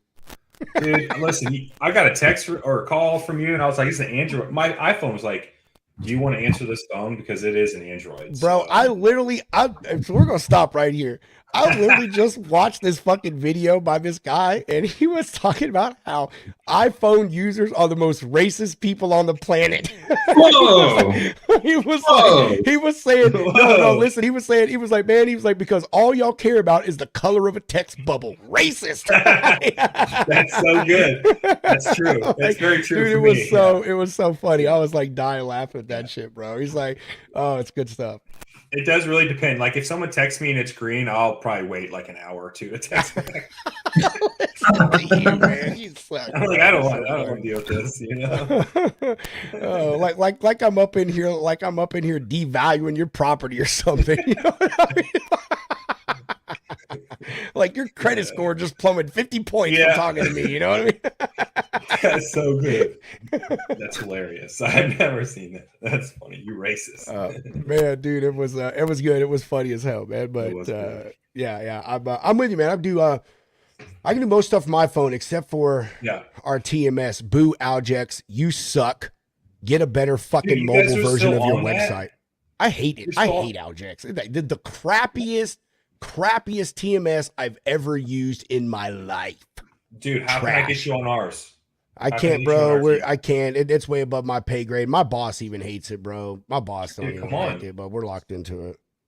For what? You signed a contract with them? I don't know. Again, above my pay grade, bro. I don't ask my boss questions. Give me a talks with the right guy. You guys need to get off Ajax, dude. That was built before I was even born. I know, it's like MS DOS, bro. Yeah, it's so like, bad. Dude, I don't know if you know what I think it's AS 400 or maybe it's 4000. I always forget. But there was this old TMS. I think Swift used it up until like 5 years ago, bro. But it literally was tap, tap, tap, tap, tap, tap, tap, tap, tap, tap, tap, black and green screen. That's all it fucking was, bro. It's the most horrible thing ever. Yeah, I hate Aljex, bro. It's absolute trash. I don't like it at all. That's so bad. But anyway, besides that, I'm like you, man. I can pretty much do everything from my phone, man. Check rates, all that stuff. So like, this is a good job, a good industry for that stuff, man. 100%. If you're a mobile person, you're not really truly tied to your desk and all that stuff, Right. No, I agree. So man, I'm sorry. I'm still stumped on the Aljex thing. Go ahead. Whatever you're going to say. I hate it. And I hate it even more now because now they make you do that 2FA crap. So now I had to download. No. This was even fucking worse because I had to download some stupid authenticator app that I don't use for anything else but for this junk. Dumbest thing. So now to run one program, I have to have two programs on my phone. Stupidest thing ever. Dumbest thing ever. So yeah, but I don't like. Well, if you had an iPhone, you could just share your face. I will say that. Yeah. Well, I mean, I can do that on mine. Like, okay, I'm fancy, bro. I have a Samsung. I don't know, something. It's really top of the line Samsung. I don't know, whatever it is. I don't care, bro. I'm probably like 3 phones behind whatever the newest one is. I don't give a shit. We go back to flip phones tomorrow, bro, and fax machines. I'm good with it. Some T9. Come on. Bro, hey, you know what we need to bring back, bro, is the walkie-talkie. Remember those, bro? Yeah. That's what we need to bring back that was there. Funny. I was like, oh, you guys made a walkie-talkie on a cell phone. Like, bro, those were the best. And they didn't charge you minutes for it, dude. You know what I'm saying? That's great. Those were the greatest. Hunter's like, what are these guys talking about? Oh, I know about the Sprint or the Nextel. You remember that shit? Yeah, the Nextel. Bro, you were the hot shit. It was like a mobile CB or something. You know what I mean? You thought you were hot shit with your little walkie-talkie phone. Oh, I just missed the good slam when you hang up on somebody. You can't really send a message with a button now, but just good little smack close. It's funny talking someone else. We're completely off topic here, but that's fine. So someone else made a video a while back about how like that thing they hate most about cell phones that they miss from old phones. You can't slam your smartphone down because you know what I mean. It's like, don't you miss just taking a phone and just slamming it down on the receiver or something? You know what I mean? It's like now all you can do is aggressively tap your screen. You know what I mean? Like, that's funny. I do remember those days. Wow. All right. So you're right, Shay. Nextel was a bomb, especially for drivers, dude. Like I wasn't a driver when I had mine, but I bet that was like the shit if you were a driver having the Nextel walkie-talkie. That's dope. I mean, dude, honestly, I would love, what are they called? CB radios? They still use those, yeah? Oh yeah, bro. Oh yeah. Dude. Only real drivers. You still have one? You still active with it? I still have mine in the garage. I'm not on it. Like I'd have to get a big ass from where I'm at. I'd have to get a big antenna, Okay. and I'd have to get a Texas radio operator's Yeah. license to operate it from here. If I'm not mistaken, I'm pretty sure if it's not in the truck or a vehicle at your house, I think you have to have a radio operator's license. But I still have mine. I have a Cobra LTD Army Edition circa 2009. Wow. Yeah. That gets like, I don't know what it gets now. When I tuned it, I used to get like 10 miles out of that mofo. It's a badass fucking Dang. CB. That's what's Yeah, up. All right, so back talking about brokers. See, that's what I told you, Jake, man. We're just gonna still talk about whatever, dude. Like, this Yeah, I like it. conversation I like it. just goes everywhere, good. man. All right, but in an effort to start winding things down, we'll let's talk about like the stock out there as far as broker agents and brokers, man. You know what I mean? Our industry gets a really, really bad kick, I guess you could say, in the sense that like drivers do too, man, that a lot of brokers are hired with our agents are hired with no experience. You get some kid that was flipping burgers last week, man. You know, they don't know a flatbed from a step deck, a van from a reefer, what hub miles versus bird miles are. And you put these folks out there making decisions for multi-million and billion-dollar companies with their freight. You know, and also, man, people don't have the same work ethic that they used to, right? People job hop a lot and stuff. Facts. So, you know, I know you said you didn't have much of a criteria, but I know you do. You know, everyone has to because you want to hire good people. But man, what is it like for you trying to find? And I wouldn't say employees, but I would just use the word employees because this is the easiest. But to That's find fine. good That's fine. employees, man, to help build your business, bro. You know, and in these days and times, because there's a lot of us out there, man. So you know, what does that look like for you? Is it as hard finding those as it is for like carriers finding drivers and your retention rates and stuff? Yes. To answer your question, yes, it is very hard. It's a very saturated market. We do, you know, we don't have criterias, but yes, I mean, we obviously prefer somebody with a book of business that we would love, but like, I'm not going to say, hey, do you have $5,000, $10,000, $20,000 a month? Then you can't come over. I mean, if you're running 2 to 5K, hey, that's, you know, it's more money for you in your pocket because it's 70% compared to whatever you were at. So, it's extremely hard because I don't know, man. No one's out here making the 40% plus on loads. And like, I beg carriers to ask me what my customers' rate are because I'm like, dude, I got 4K in this load and you're asking for 6,000. I don't know where I went wrong. I don't know where you went wrong. Like no one's out here. Some of us are just trying to move freight the right way. And when you was talking about how people fresh off flipping burgers coming in, like the training for people is so bad. I learned pretty quickly that logistics is pretty much like a little puzzle. You got to put the correct pieces together or it's not going to work.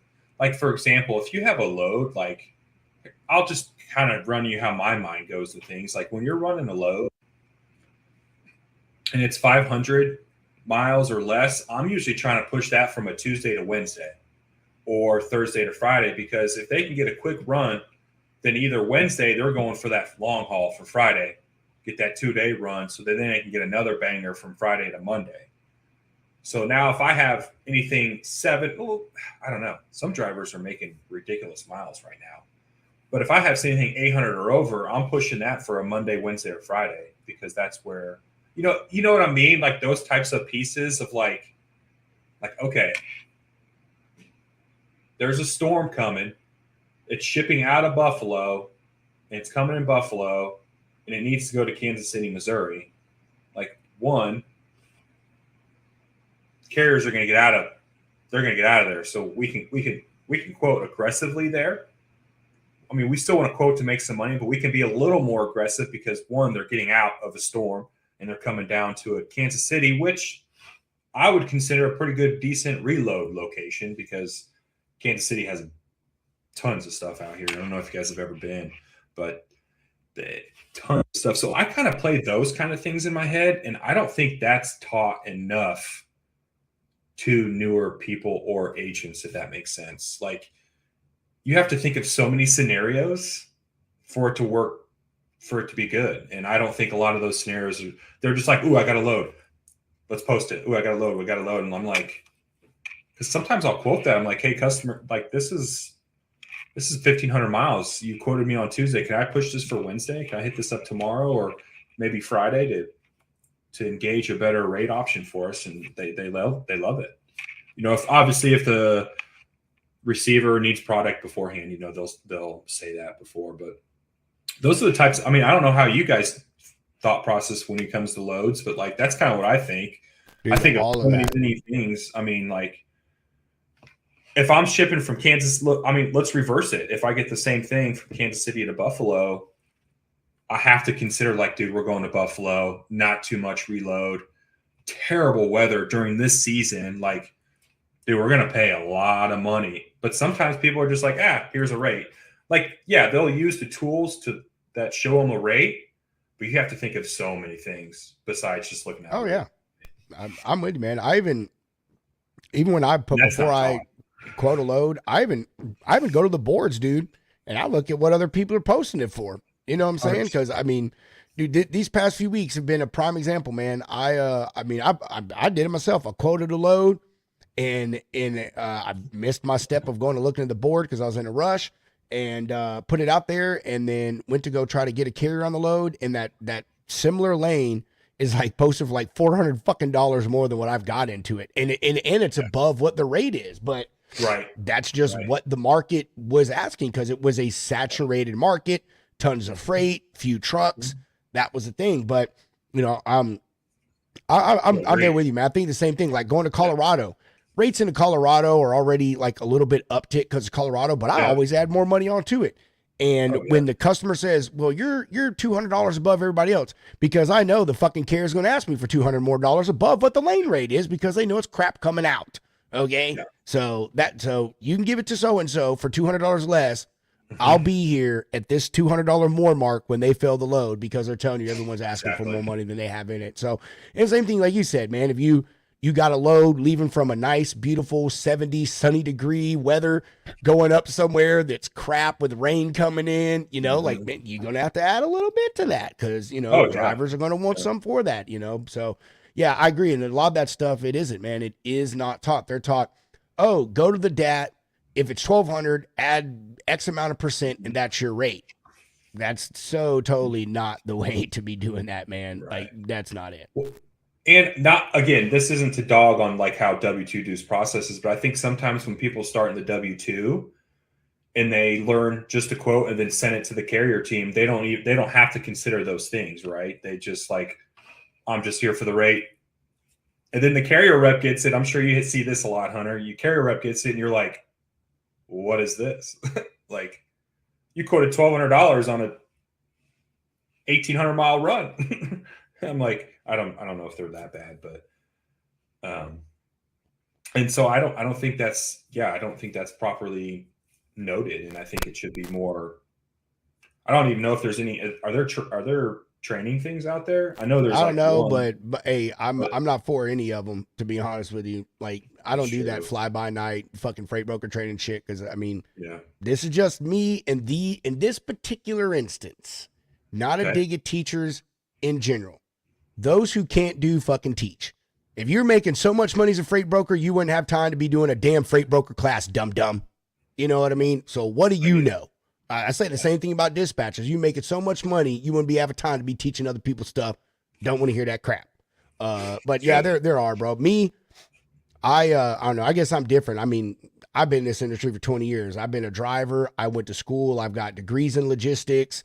I've worked on the shipper side. I've worked on the carrier side. I've been a broker. Like, I don't know. I understand it from all things. So I taught myself how to broker when I worked at a 3PL because I had trucks on a DHL load going to Memphis and St. Louis. And I started using DAT boards and I became cool with the CH Robinson guy. Dude just had dedicated freight coming from both those areas. And I started talking to him. I was like, oh, dude, how do you do this? Blah, blah, blah. Like, the dude just told me, like, at the time, I had no intention of being a broker. I just wanted to understand what they did. And so, I taught myself this stuff, man. But again, I have degrees in it. I knew all sides of the industry, so it wasn't a very hard pivot to me. The rating thing, I'll say, was probably the hardest thing for me to learn. Even now, I mean, I still learn. My boss still comes to me. He's like, dude, he's like, I don't think like you rated this right, man. Maybe you should look at this. And here's the factor why. I'm like, oh, okay. Not that he checks after me and stuff, you know what I mean? But like, there's times when he's right. He was like, hey, man, like, if I were you, I would have added 150 to this, you know what I mean? Or, and I'm like, no, man, I'm telling you, dude, we're going to book it for this price. And my boss is like, dude, we're going to book it for $300 less than that. You could have saved your customer money. And it sounds stupid, right? No broker says that, but I work for a guy. That's the way he thinks. It's all about driving value. And there's been times I've been wrong. You know what I mean? So rating's a hard thing, man. I don't really think you ever truly like can just look at it and be like, oh, this is my rate. Like you really need to have a process and take things into account before you do rating, especially when you're working with shit like Hunter. Man, with high-end liquors and wines and flowers and shit like that. You know what I mean? Like, what's the transit time? How important is this thing? Do you need it now? Do you need it next week? Hunter talks to me about a lot about that stuff. Like, customers like, oh, well, I don't need it for 3 months. And Hunter's like, well, okay, well then I can save you $500 because we can just take our time getting it there. You know what I mean? So right. That's such a good point too. Of like delivery times. When it's specific. Like if a customer. I think, they could be as specific as they can be, if it requires, I mean, that obviously is going to be more money. Like when we pay for Amazon, right? Like we want faster times. We're going to pay the $2.99 brainer. So, I mean, I get it, but I mean, I don't know, like what's the solution though? Do we just keep hiring these, let's just call them burger flippers and then just hope it gets better or like? No, I think we need like a barrier to entry, bro. Honestly, I'll tell you this straight up. When it comes to brokers, first off, even agents, everybody needs to have a TWIC card.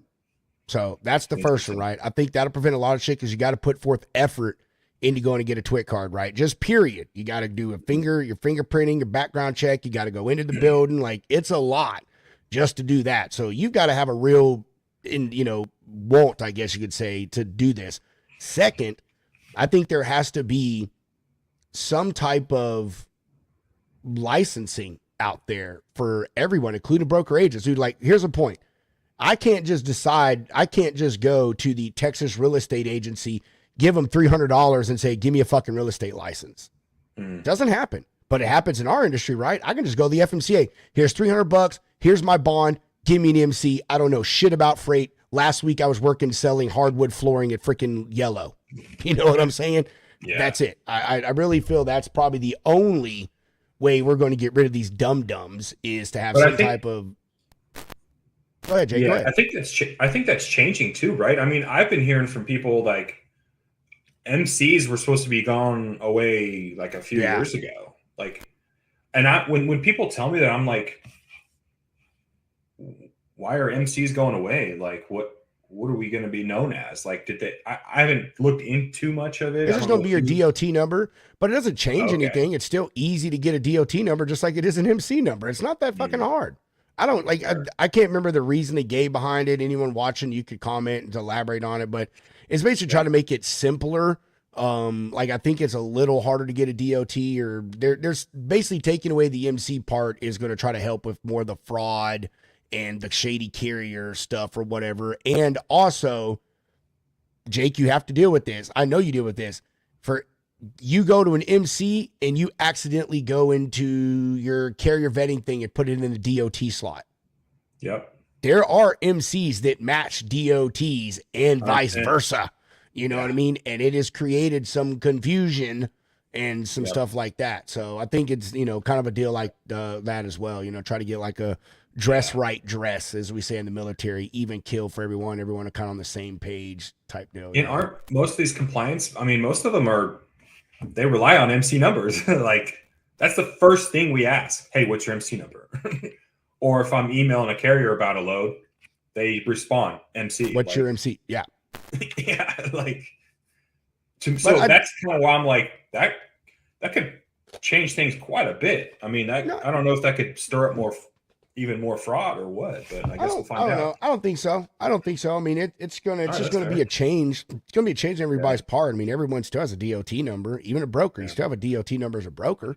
You know what I mean? I think it's going to be everyone's having to change with it. But that's still not going to be figured out. Those fucking people don't even give me. No one likes them. Nobody. If you like highway, something's wrong with you.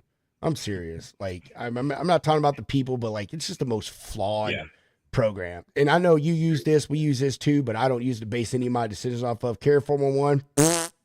I don't do that crap either. I base zero decisions of who I do business with as a carrier off of fucking Carrier 411. That's the biggest joke out there too. That's one thing about the thing is all this. I gotta ask you, do you guys know? Have you heard of Flex Shield? No, I haven't heard of them. All right, well, there's so many people out there, bro. What do they do? Dude. Well, so apparently they're like a warranty company. They're like a vetting, like where we send them the MC, they vet them. They're the ones that approve them for us. But if they approve them, we use them, and the load is stolen or double brokered, they pay for it.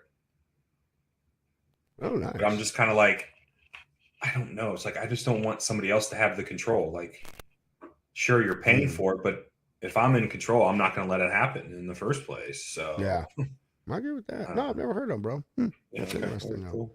I don't see that as a very. I'm giving all these free promos, saying all these names, but I know we're gonna start sending all these people fucking invoices.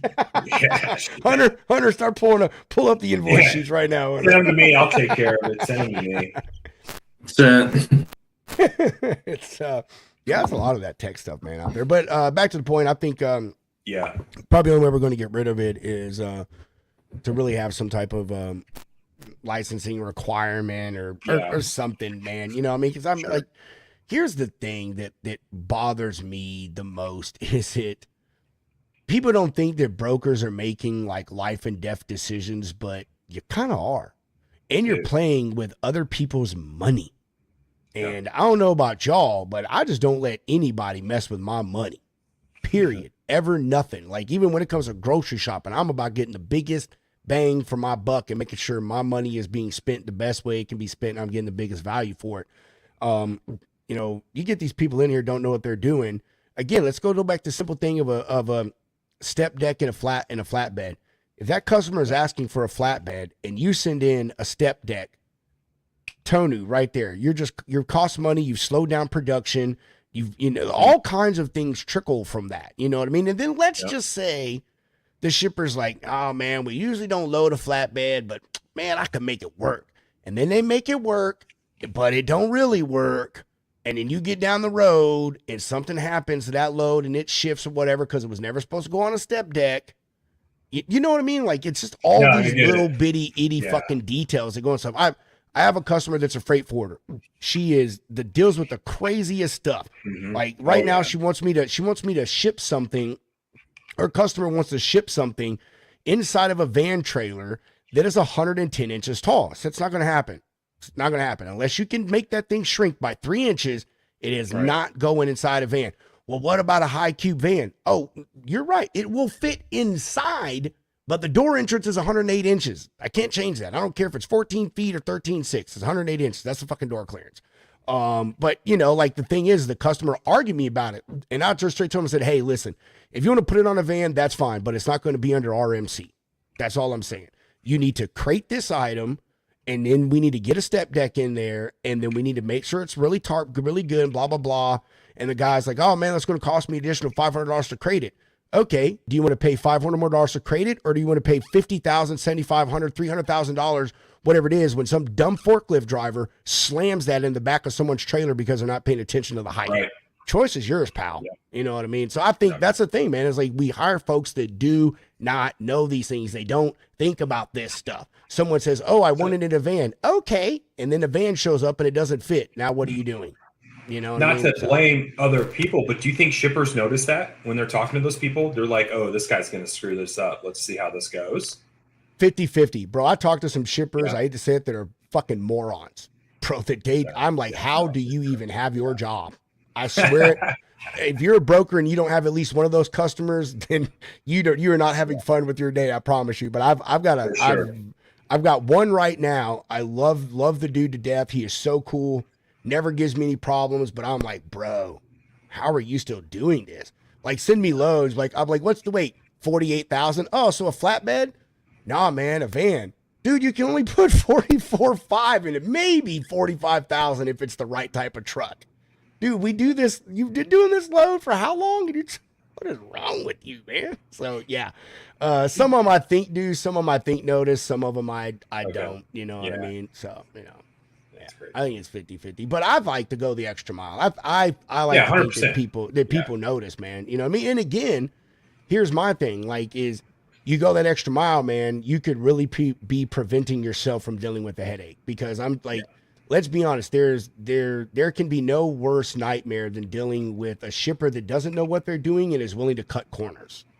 You know what I'm saying? Like, because like if someone's willing, if you know something has to be done a certain way and they're saying, nah, I think we could do it this way. All right, man. But when it goes wrong, do not be asking me for my insurance agent's number. You know what I'm saying? So it's a lot, man. It's a lot of decisions that go into this stuff. It really, really, really is, dude. For sure. I mean, and yeah, so I don't know. I think the only barrier to entry though is going to be a test, though. 100%, man. Some type of licensing or whatever, I don't know.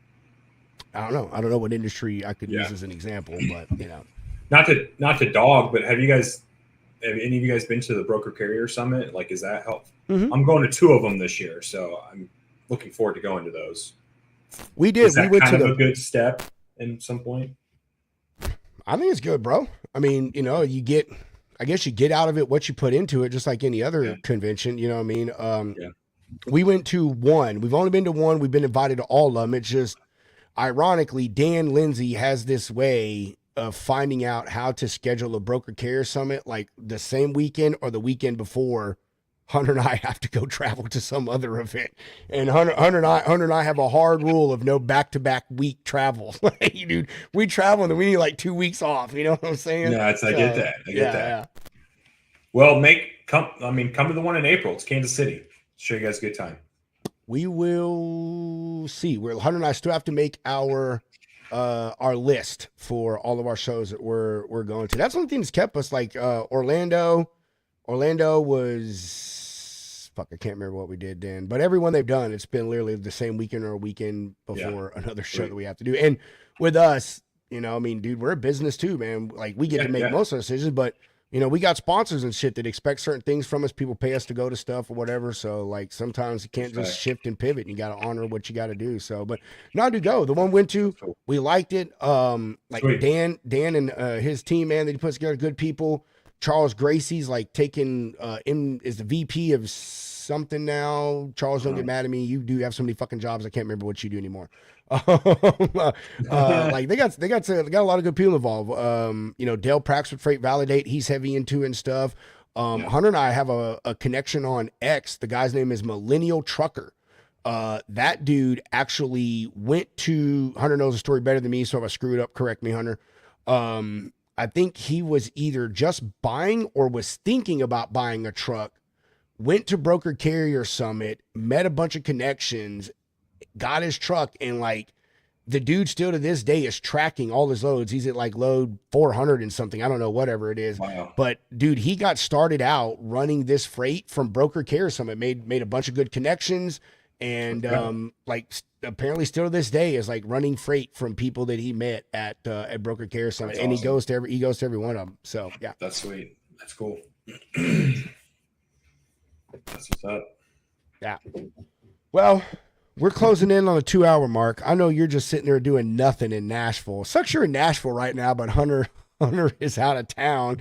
Or Hunter can take you out, man. Show you not on town in Nashville. Shoot, I still got to go do my second workout. I got to go on the 75. I got to go do an outside workout. Wow, you're better than me, bro. Yeah, it sucks. Yeah, I mean, I do my stuff. I ain't gonna lie. I ain't worked out at all this week. But Tuesday, I felt like crap. Yesterday I felt like crap, so I didn't do my Iron Minds thing. I was gonna go to the gym today because usually today is my gym day. But my nose has been running. I've been sneezing. And I'm like, dude, I am not trying to go to the gym for a fucking hour and work out and every 30 seconds stop my workout to go blow my nose. Everything else is like, no one wants to see that either. Yeah, exactly, bro. I'm honestly the person in the gym that notices stuff like that. I'm like, oh, that nasty mother just touched their nose and bite. Oh, no, I'm not touching that machine. But I wear gloves to the gym, bro. I don't know why people don't, but I wear gloves to the gym. Ooh, give me the calyx. I want the calyx. I don't know what I have. I'll send you the ones I got, man. Like they got like pads in the palms and stuff, dude. They're nice, bro. No. What do you use? Don't send them. What do you use? No, I say I like the calyx on my hand. I go raw. Oh no, mine's because I'm a slight germaphobe, bro. That's more my thing. Like, dude, I'm a dude, and I know me. I'm scratching my stuff and my butt and picking my nose all day, and like whatever. You know what I'm saying? Like everybody does it. Everybody does. Dude, you would not realize how dirty your hands are. The things that you touch. So that's my nails. I'm a nail biter. See, that's my whole thing. It's more just like a hand thing. Even though I go to Planet Fitness and like I clean the equipment like you're supposed to after every time you get off of it, but I'm just like that kind of guy. Oh, I am, bro. I'm a huge germaphobe, bro. I wouldn't say huge, but I have hand sanitizer and fucking sanitizing wipes everywhere.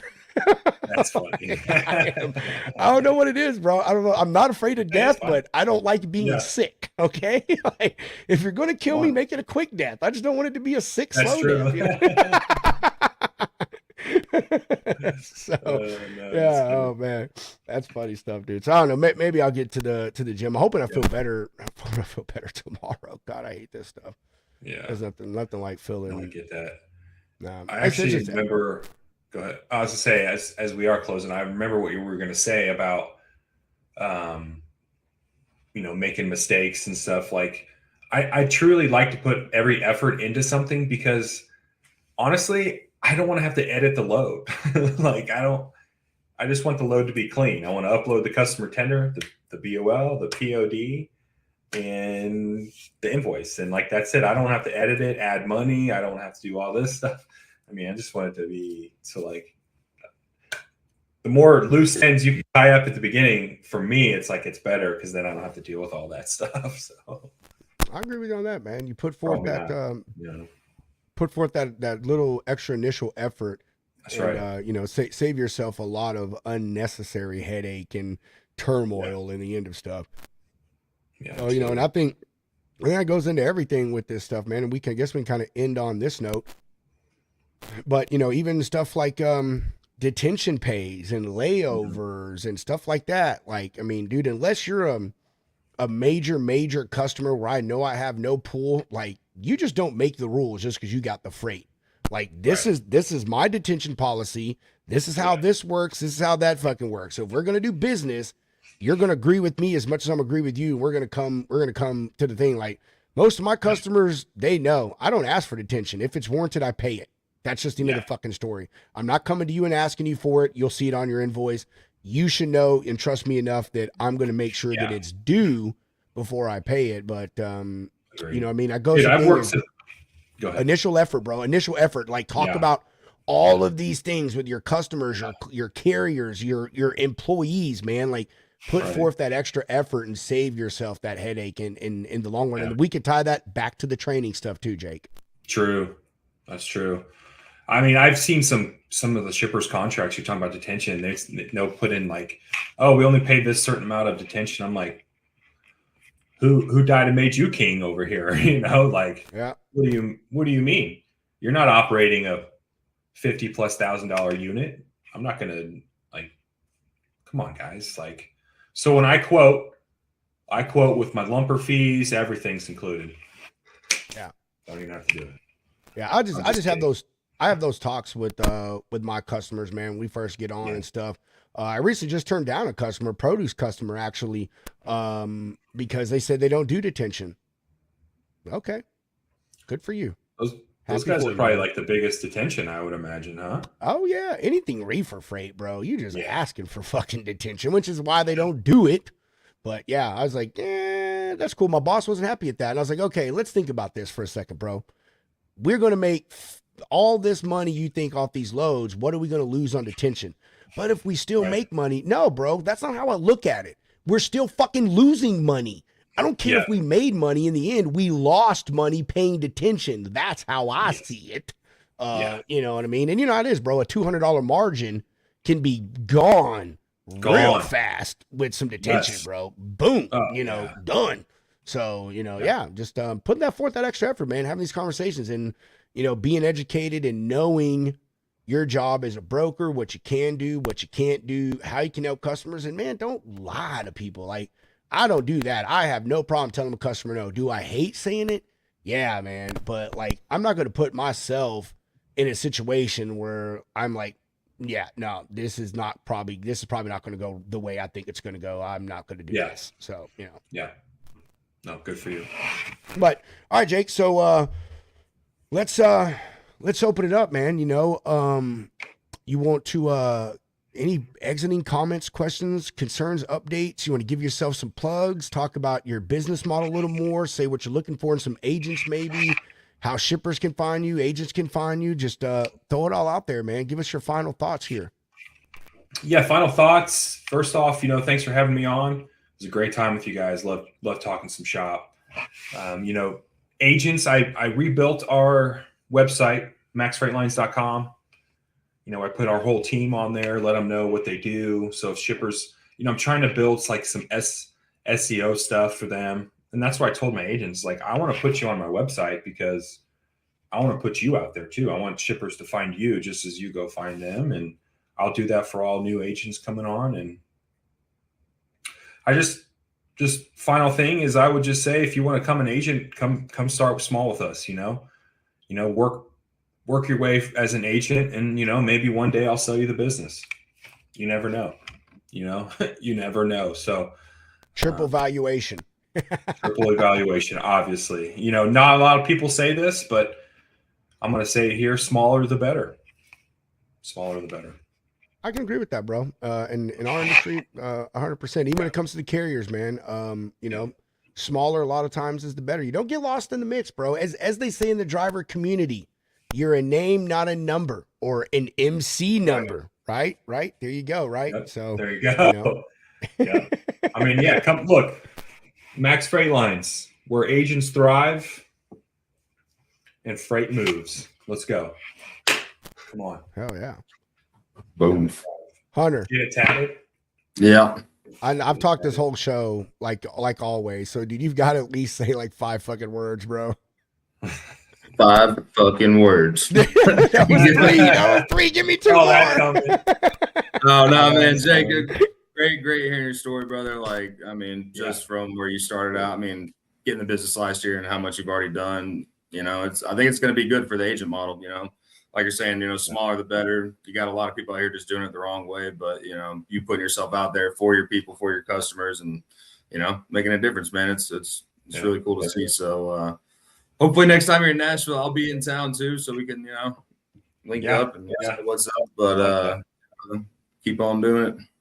Thanks, dude. I appreciate the kind words, man. Oh, and you're now an official lounge lizard, which is a term of endearment. So anytime you want to come back on, give any updates, give some more plugs to those companies that I don't know if you're getting kickbacks for, but we can work on that. We'll call them NIL deals. Not so much kickbacks, but yeah, brother, you're welcome anytime. NIL deals. Oh. I don't know that's credit to Jimmy Durden right there. Dude, I'll be honest. I didn't even think about when I was saying names. You guys should have said something. I was like, oh shoot, I didn't even think of that. So there ain't no plugs here. I'm just a dummy. All right, Jake, hold with us for a moment if you want. I mean, you can go if you like, but usually we chop it up backstage for a few minutes. Let's do it. Oh, God, let my fat butt catch a breath here. Holy crap, dude! Lost 60 pounds and still a lot of breath. Oh man, fatty for life. Yeah. No, I'm joking. We're going to do some sponsor stuff here, and then we'll talk about what we got coming up on Friday. Freight Ninja, our wonderful, wonderful, wonderful friends over here at Freight Ninja. They have got themselves up to, it says 50 plus, but they're at 60 locations because I need to update our stuff. Every single one of their properties, you can expect things like LED lighting, security fences, 24-hour access. Most of them do have staff on site. You can hit them up at freightninja.com or info@freightninja.com. You can give them a shout at 844-303-1505. Make sure you use code Lounge Ninja. Get yourself some special rates. And don't know what I was going to say after that. Mine just totally went blank. I need to just do a recording of these things, Hunter, like you keep telling me to do, so I can just play this dang video and just let it go, so I don't have to try to remember this stuff every single time, because sometimes they're great, sometimes they're bad. Shoreline Capital, our friends, the only factoring company that we represent over here at the Logistics Lounge. They got some of the lowest rates in the industry, starting at 2.5%, 24/7 access, even more so now that they have an app. 50 years in the finance industry, Clint is really all about just helping small businesses succeed. They work with people all across all industries, not just logistics. You need something, you hit them up at shorelinecapital.com, or the phone number is 801-605-8822. Make sure you use code SURETHING365 and you will save some money on your, or you'll get your first invoice up to $2,000 for free. So like $50, $75 savings. And with that, that's all we got for the sponsor breaks. Friday. I got to pull this picture up because like I talk about this guy, just doesn't do him justice saying what he does. So if you're watching, the man who drew this picture is coming on our show on Friday. Josh Rowan, Rowan Concepts. He is an artist that focuses mainly in the automotive industry, does a tons of stuff for the trucking industry, even builds custom cars. So we're going to have him on the show this Friday, and we're just going to shoot the shit, talk about art, right? We're going artsy fartsy, fancy dancy here in the lounge. We're going to open up the Logistics Lounge Art Museum. How about that? And I think that's it. I think that's all we got. That's all I got. What do you got, Hunter? Great show. I'm excited for Friday. It's going to be a good one. Yeah, bro. It is. Josh is cool. I went back and forth with him. Like, we have got to figure out this stupid guest booking form thing, bro. That is like the bane of my existence when it comes to dealing with guests on our show. That thing sucks. Like, I don't know how. I got to figure out a way to fix that. It just like, he didn't even get it. I sent it to him like 3 times. Check the spam, everything, nothing. I had to like send him an actual link for him to log to get into it. So I don't know. We gotta fix that crap, because everyone has the same problem with that thing. It's because you're using Google Forms. That's why. Yeah. Well, I mean, we got. I know it was sent to someone else by someone else that does a show. They just sent it to us. Said, hey man, like here's ours. You know, copy and paste it, and you can try to reuse it. And it's worked good. It's just that you hate having to tell people, oh, it's probably going to go to your spam, and most people it does. So you know, but. Sure. I don't know what the alternative to that would be. I don't know. We'll have to find something, but whatever. It is what it is. Hunter, you got anything before we get out of here, bro? These dogs are going crazy over here. This puppy's going to be the death of me, dude. You need to let that girl out, go play. That's what it is. Let her out in that backyard. I've been trying. It's been raining all day, dude. Ooh, that sucks. Yeah. Don't want muddy dogs in your house. That'll definitely ruin your fucking evening right there, bro. No doubt. Oh, yeah. Well, I guess with that, we're going to be out of here, everyone. We appreciate y'all joining us on our Wednesday here. Hope everyone has a wonderful rest of their hump day evening. We'll catch y'all all tomorrow morning, actually. Dang, forgot about that. Road Dog Coffee Podcast. We'll be live tomorrow morning, 8 Central, 9 Eastern, 30, 60 minutes of just chopping it up with the crew, drinking some coffee. And yeah, come and join us. You want a link and let me know. You can come and hang out with us, enjoy a coffee, and get some morning work done. So with that, we're out of here. So I say, chunk them deuces, everybody. Mr. Hound, roll that beautiful bean footage. The views and opinions expressed on this show by its guests are not necessarily those of Lounge Media Group or the show host. So if you sue someone, make sure it's the party responsible for hurting your feelings. Also, grow up, be an adult, and understand not everyone thinks like you. And that's okay.